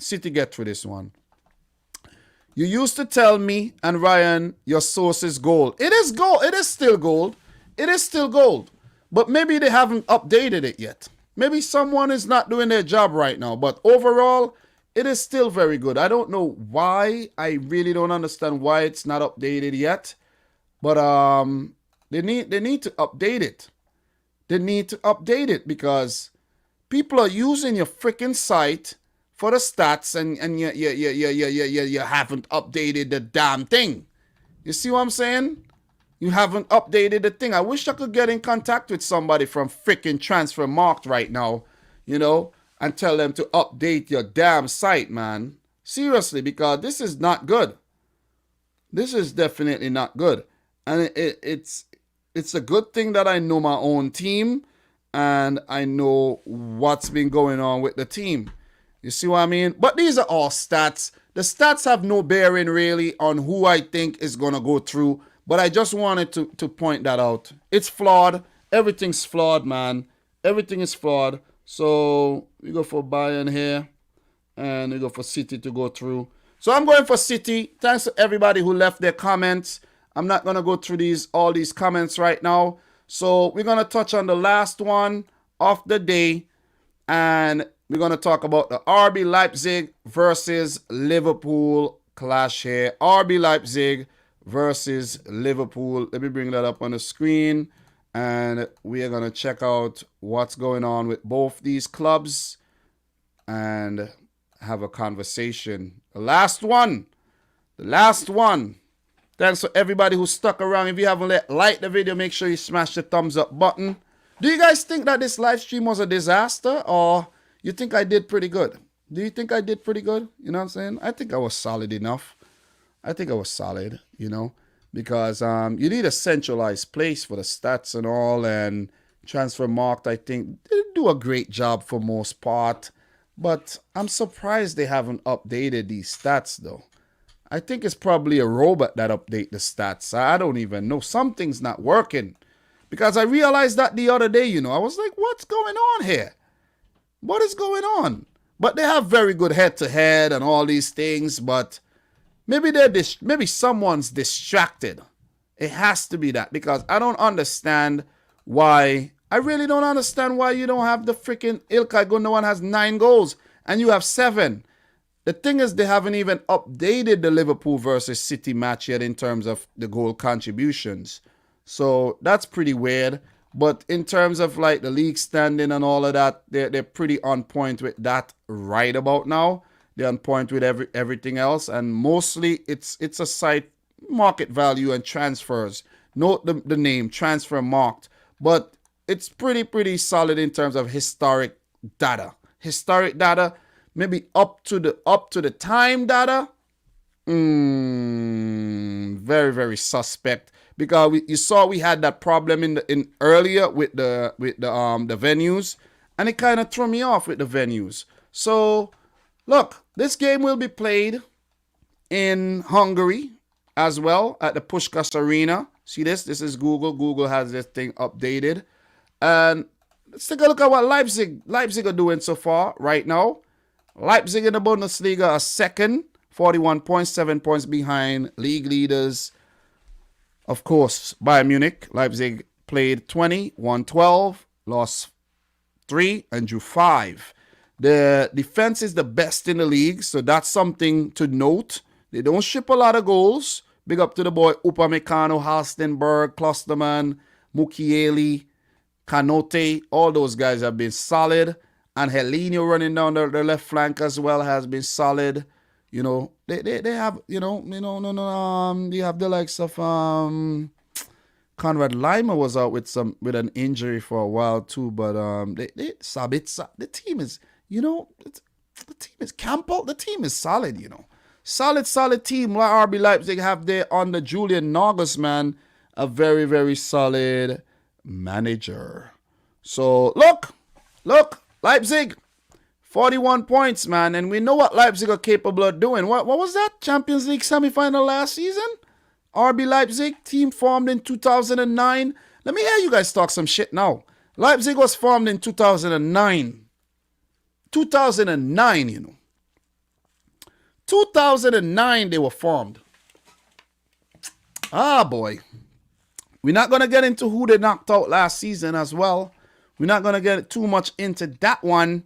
But if we go back to what Liverpool have done this season, and if you're wondering, I touched on the group phase already and what these teams have done in the group phase, so I'm not going to go back into that. But wait, before we move on, Leipzig, last couple of games, 3-0 against Schalke, 4-0 against Bochum, 1-0. You hear that? They haven't been conceding goals in the last couple of games. 1-0 against Leverkusen. They did lose to Mainz, 3-2 January 23rd there. They beat Union 1-0. They drew to Wolfsburg. They lost to Dortmund there. They beat Stuttgart, beat Augsburg, drew to Cologne. Okay. So solid form, solid for most part. You see what they did to United there? 3-2 against United. Don't forget that. Let's not forget that. Beat Istanbul. It was a high-scoring affair. Both games were high-scoring affairs. Lost to PSG, but I think they did beat PSG. Did they beat PSG earlier? Yeah, they did beat PSG on match week 3. So this is what this Leipzig team is dangerous. We know this. Christopher and Nkunku, Dani Olmo, all these guys, very dangerous players, very dangerous team. And we go to Liverpool right about now, and you click their league standing 4th, defending champions 4th. 40 points, 10 points behind the top team right now, 3 points behind Leicester, 5 points behind United. Liverpool are 4th, 11 wins, 7 draws, 5 losses, 44 goals scored, which is, you know, very impressive. But he had he had a couple high scoring games, and then you had games where Liverpool weren't scoring, and their defense has been okay, even without Van Dijk and Gomez. They only shipped 29 goals this season amongst, you know, they're up there. They're up there. They're up there, but I don't know. Arsenal got a better defense. Aston Villa got a better defense. Tottenham got a better defense. Everton, West Ham, yeah, Chelsea, yeah, Leicester, I don't know. So, Liverpool are looking kind of shaky going into this game, you know. They're looking shaky. They're looking shaky going into this game, guys. Last game, I don't need to remind nobody or nothing, but 4-1 against City, 1-0 against Brighton, and those were both home matches.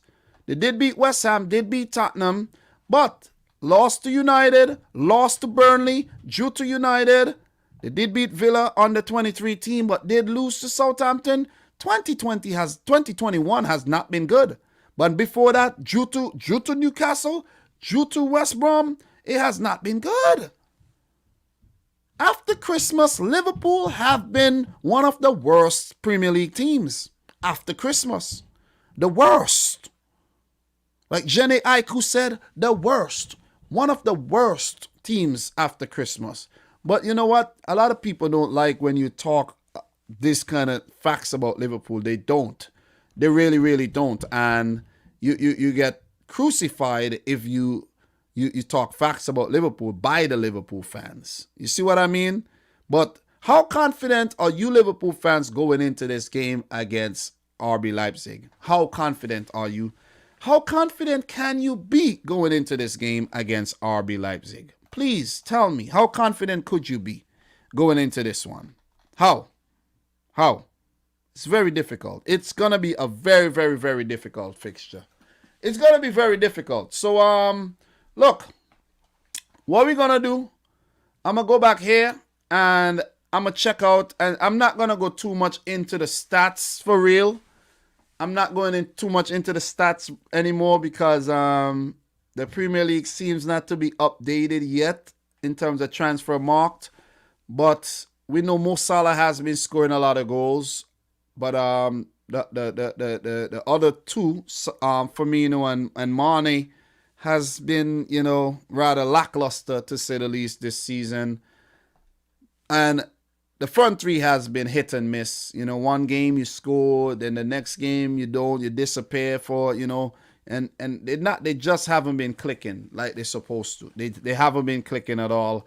But what I want to bring, I don't think Liverpool have ever played Leipzig before. I can't remember that happening.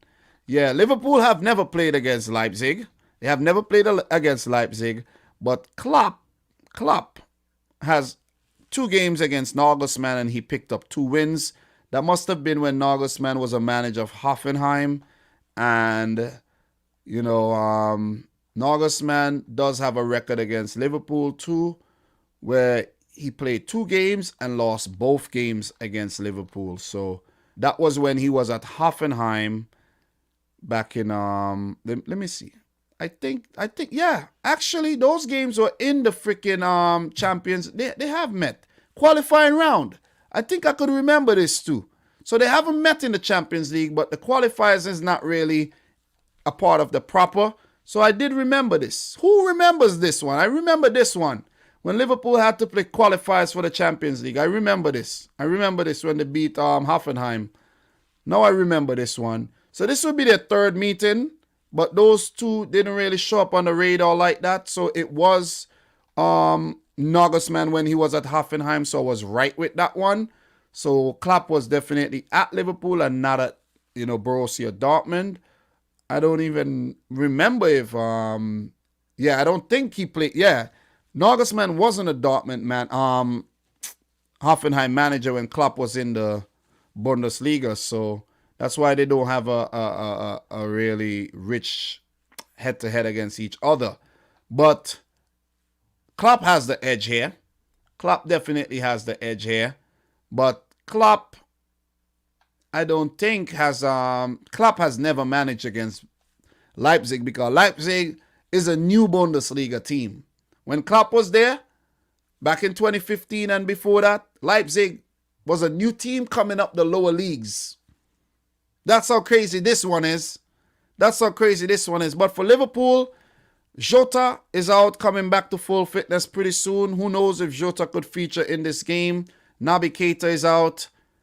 Fabinho, I don't think Fabinho is injured right now. Fabinho should be fit. It's listed here that he has a muscle injury, but I think he is okay now. Virgil van Dijk, we know, is out. Matip is out, and Joe Gomez will be out with some knee problems. Patella, knee problems. So for this, I'm gonna just check the Leipzig stats really quick, because I think that for the Bundesliga, the stats are pretty solid. But for the Premier League, for some reason, they haven't updated the stats. So Peter Gulaski, who's a former Liverpool man, the last time I checked, will be in goal for Leipzig. And he is Hungarian. The game will be played in Hungary. So he'll be at home. Man. So good stuff. Peter Gulaski. I'm pretty sure that's the stadium they use for national team games as well. So yeah, that could be an advantage too. I don't think you shouldn't look too much into that, but that should definitely be an advantage. And also another Hungarian in the team, Willy Orban. He was the club captain. I don't know if they changed that. I don't know if he might still be the club captain if I'm not mistaken. But look, this Leipzig team, the likes of Hwang Hee-chan, Alexander Sorloth, Yusuf Poulsen, they have a lot of threats here. And Kunku Dani Olmo, they have a lot of threats. Sabitzer is the captain now, if I'm not mistaken. It's listed here. But Conrad Lima, who is a very key man, is out injured. Look out for Tyler Adams, the American, looking to do his thing. And Helinho from Manchester City will be looking forward to this clash. I know you guys are waiting to say, what's your freaking prediction, Dominic? Who do you think will go through from this one? Come on, that's what we're waiting for. We have been waiting the entire time. Stop with the freaking, going around the bush, beating around the bush. Let us know who you think will go through from this Liverpool versus Leipzig clash. I'll let you know pretty soon. Just bear with me. I want to just get this thing wrapped up, and I want to do it right. Forget about all the blunders that I made during this stream. I think it was a marathon stream, and it was a good stream. I think it was a good stream. At least I think so. But, some people say, never mind what you think, Dominic. This stream was not that good. So, look, the goal scoring has been spread out. Yusuf Poulsen and Helinho has 8 goals and 11 assists. This is crazy. Marcel Sabitzer has 5 goals, 5 assists this season. Emil Forsberg, the veteran, is listed here as an injury doubt. We have Willy Orban from the back, Amadou Haidara, and Kunku Olmo with 8 assists as well, and Kunku with 6. So they have a lot of threats. That's the point I'm trying to make here. They have a lot of threats. Sorloth only has 2 goals since he joined from Crystal Palace. But they have a lot of goal threats, man. All over the park, man. Only a few players haven't scored goals for RB Leipzig here.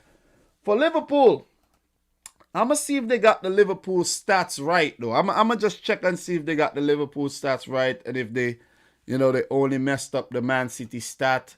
I'm going to just check the Liverpool stats right now and make sure they got that one right. Let me see.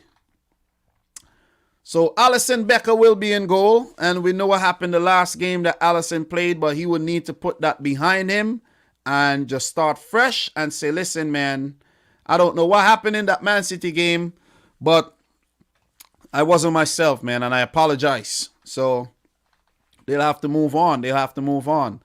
But if Liverpool are not looking good going, listen, man, last season knocked out in the round of 16 against Atleti.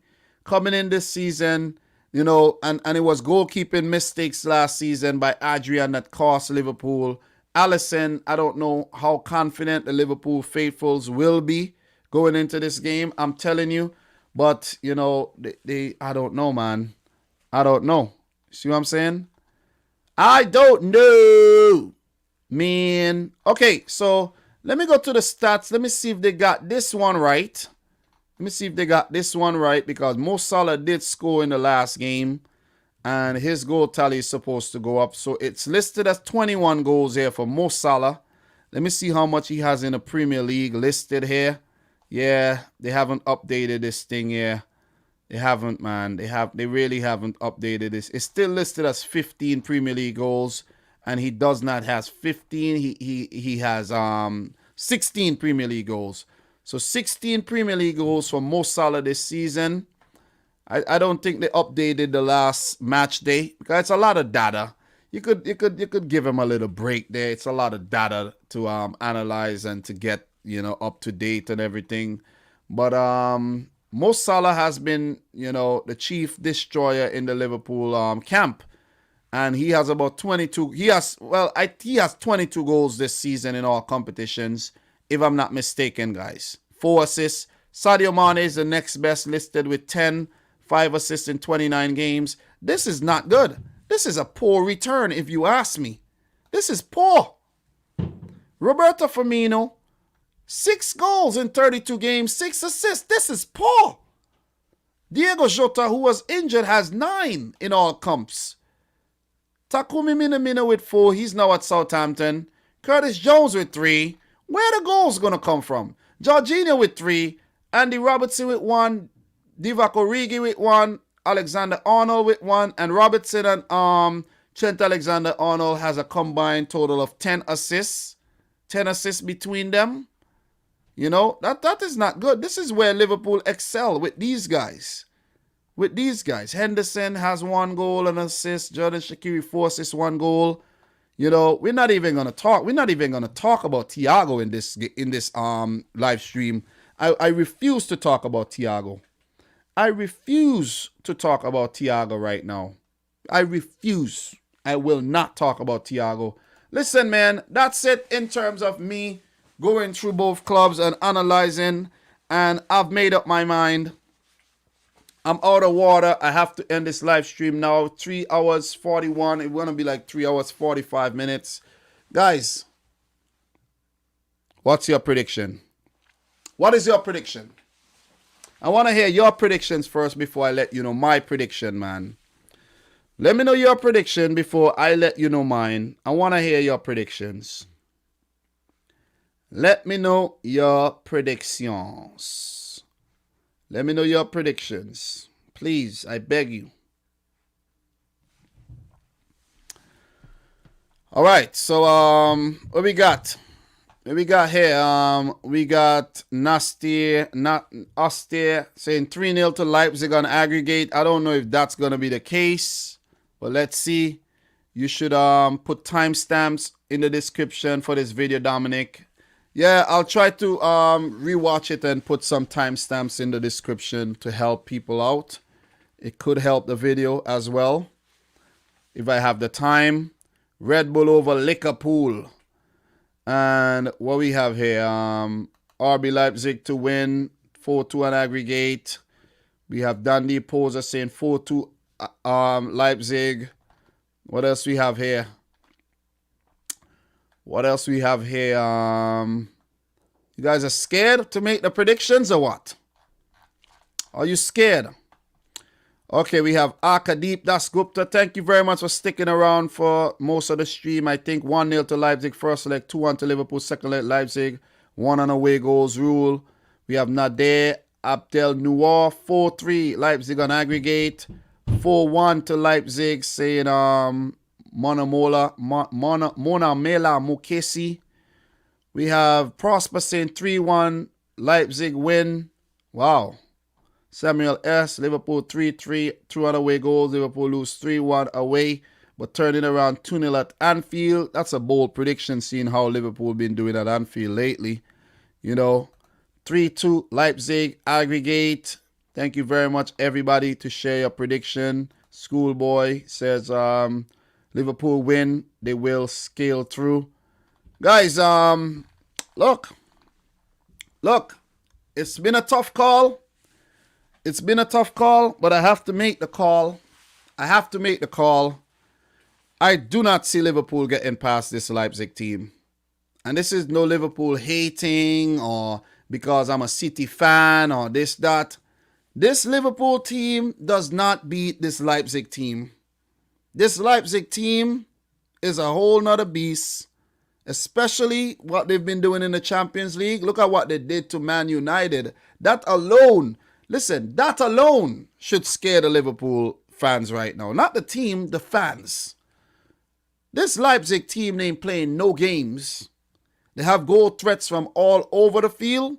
They're not playing no games, man. They have the speed, they have the guile, and they have the character. This team have the character to do the business. And they have the manager to back as well. Listen, Nagelsmann, listen, I'm older than Julian Nagelsmann. I'm older than him. And he does not have any footballing career to talk about. So when there's people out there who like to say, you never play no football. You don't even play football. What do you know? What do you know? What do you know? What do you know? Nagelsmann. But I think Leipzig get over Liverpool here. I think Leipzig get over Liverpool. If you've been watching Leipzig recently and looked at their injuries, you wouldn't be saying that. Look, no Kura. I can't watch everything. It's just my feelings and how I feel here. Leipzig, if they have injuries, Liverpool, they have injuries, I'm going for Leipzig. I'm putting my money on Leipzig. If you're losing to Brighton, and we did look over the Leipzig their record recently. We did, didn't we? We didn't just pull this prediction out of our body hole. We did look up the prediction. We did look up the form. You want me to bring up back the form again? Let's bring up. You know what? Let's bring back up the form, man. Listen, I need to go, but Miss, this no person is, Let me bring back up the form right now. Bring it up back. It's up, right? It is up. Leipzig. 4-0 to Bochum, 3-0 to Schalke, 1-0 over Leverkusen since January 30th. So what are you talking about exactly? They did lose to Mainz, okay. You beat Union Berlin, drew to Wolfsburg. They lost to Leipzig, to Dortmund, okay. They beat Stuttgart. They beat Augsburg. What exactly are you referring to? Are you referring to a loss here and a loss here at the beginning of the month? Or this is what you're talking, and a draw here? You referring to 2 losses and a draw? When they won their last 3 games? Is that what you're talking about? What have Liverpool done? Are you going to judge Liverpool too on what they have done lately and on their injuries? I'm just saying. So if you want to go and criticize what I think, come on. So Sir Preet is saying Liverpool will beat. Oh, man. Listen, man. Listen. Oh, my God. Look, I'm talking about how they've been playing recently, not their results. Results matter, bro. If you're a bro or sis, man, results matter. I know it means light. They'll be missing key players such as Forsberg and Lima. Forsberg has not been a key player under Julian Nagelsmann. Stop it. And Lima has been injured for a while. Knock it off. Okay? Just knock it off. Please, Liverpool fans, knock it off. You guys said the same thing. Against Manchester City, that we're going to lose. Oh, Liverpool are going to beat City. You said the same thing against Burnley, the same thing against Brighton, the same thing against West Brom. Do I need to continue? Same thing against Southampton. All ended in unfavorable results. Admit it. Liverpool are not winning the Champions League. They're not winning the Premier League. They're out of the FA Cup. They're out of the League Cup. Liverpool are winning absolutely nothing this season. This is nothing against Liverpool. This is facts. Facts. Facts. I could say the same about Chelsea too, but they're still in the FA Cup, so, and they could win that. I could say the same about Arsenal, but they're still in the Europa League. I don't know, maybe they could win that one. So it ain't got nothing to do against Liverpool.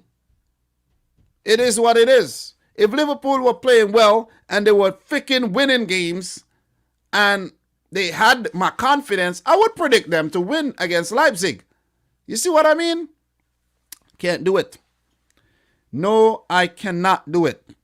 I cannot do it. I think last season I did predict Atletico to beat Liverpool too.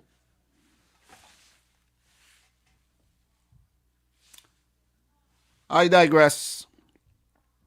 Sorry if I don't appease. People don't like when you don't appease them. You see what I'm saying? When you don't make them feel good, they get mad at you and be like, you don't know what you're talking about. Stop it. Stop it. Well, guys, this has been a marathon stream, man. Appreciate everybody who stuck around. I think I did a great job. A great, okay job. There was a few blunders here and there in terms of location for the first game. The first game, what was that? We were talking about one game there. First game early on. I think it was what was that? The Atletico Madrid Chelsea game. And a few blunders in terms of the freaking transfer mark not updating their stats. And that's about it. That's about it. You know what I mean? But I'm going to go chill a bit. I have more work to do. I have a lot of work to do. I'm always working though. If I'm not at work, I'm home and I'm working. You see what I'm saying? So, look, let me address this. I'm not confident, but everyone counted out Liverpool of this when they ended up beating Barcelona 4-0 without Salah and Firmino. I'm not saying we're gonna win, but who knows what might happen. Look, man, look. Barcelona, I don't know what they did there. I don't know what they did. Maybe they should have never allowed that to happen. You know what I'm saying? It's their fault. But most teams would have never let that happen. It would not have happened after you had that lead in the first leg and you go and get smashed like that. Most teams would have never allowed that to happen. It had to be Barcelona, who has not been very, very good in the past few years in the Champions League. You know what I'm saying? You remember what happened to Barcelona last season? You remember? So don't even bring them up. You see what I'm saying? You could banter all day. All day, man. All right. Oh, boy. No. How old are you? How old are you? Please. How old are you? Also, I really enjoy watching your videos, but I don't always have time to sit for 3 hours. So could you consider making them a little shorter, like 30 minutes videos, maybe? Look, man, this is not for everybody. I told people that. This is not for everybody. This is long-form content. Long-form content with a whole lot of stuff packed into it. Yeah, but no, man, you're 18. You're 18. This is not for you, bro. I'm telling you that. When I was 18, this would not be for me. Now I'm older. If it's 6 hours, I want it to be 6 hours. That's how I want it. Because I want more. Okay? That's what I want. More. You see what I'm saying? And there will be more and more Dominic Rich FC. So make sure you subscribe to that channel as well. Let me put a link here. Make sure you subscribe. I will be dropping shorter videos over there. And yeah, shorter videos on more Dominic Rich FC. So make sure you go subscribe to that channel right there. The link is there, guys. Make sure you hit it up. Show me some love on that channel. I will be putting in the work on that content. And, try to build something else elsewhere. So thanks to everybody who enjoyed the stream. I really don't think there's anybody out there who could have done a better job than what I just did, despite the few blunders I made. And I'm being dead ass serious. I don't think anybody would have actually committed their time to do this by themselves. And I did that. And, maybe this is something that I'm going to be known for going forward, where I just sit down and talk about these things with you guys. I have something special for y'all. When I just think about it, I have something that I've been planning to do for a very long time, and I have it coming up pretty soon. Just different stuff, man. You know, because we love football and we are gonna geek out about a lot of different things. You know what I'm saying? We're all gonna jump on the hype train all the time. And only talk about things that are big. We're gonna do the little niche things, you know what I'm saying, that nobody else would actually do. You see what I mean? As a community. Because it is important that you keep the community close-knit and tight. You have to keep what you have, man. Because some people are really flaky and they leave when you say something they don't like. And I don't want people like that on the channel, man. Because we're going to be here for a long time. We want to be here for 2026 World Cup. God spare my life, and hopefully everything remains, you know, like, you know, we could still have a YouTube channel and all. Because you never know with government regulations and all. But we're in this for the long haul. You see what I'm saying? Not for like instant gratification. So, look, no. If you have something to do, like any chores, put on a headphone. I've bought a very expensive mic to make the listening experience a lot better. And you listen. You could listen. If the video is 3 hours or 2 hours, you could listen to Peace Today, Peace Tomorrow, Peace the next day. That's how I do my thing. So I appreciate everybody who came through though. You know, Kadeep Gusta is saying, great stream. Thanks for the UCL prediction live streams, lad. Can you also do live streams of UCL reaction videos, like reaction to Barca versus live stream, for example, PSG match? I will think about doing a watch along if that's what you're talking about. You see what I'm saying? You know, thanks, Michael, Daniel. You know, thanks to everybody who came through. It's late. I want to go and chill out a bit. Got to drop my wife to work in like an hour. And yeah, maybe I'll do a FIFA stream later if I have the energy to do so. Because this was a long stream, man. This is almost 4 hours. I think I'll just stay on and make it 4 hours. You know, just for numbers' sake. Oh, man, this guy did a 4-hour stream on the Champions League. Oh, my God. I created an Excel sheet for work while the stream was in the background. You see? You see? This is a smart guy. Thriller is a smart man. When I'm at work, I listen to things while I'm working. I don't just sit down and listen and watch a video. No, I don't do that. I don't do that. But yeah, guys, I'm gonna keep it on the 4 hours. So from your boy Dominic Rich, thanks for coming through again. Thanks for watching the live stream. Okay. You know, let me see what Dupe said here. Dom, I can never see anyone doing what you just did unique. Yeah, man. I did my exam during the live stream. You see? See? So this is what people doing. So guys, peace out from your boy Dominic Rich. Thanks for coming through once again. As I said, big up to Palmer, big up to Thriller, big up to everybody, B2K, everybody in the chat. If I'm not calling your name, apologize. Big up to anybody who's lurking in the background but still love the thing. So until my next stream, which is tomorrow, I will be streaming the Premier League tomorrow as well. I'd like to say thanks for coming through. Peace out. Rich Squad.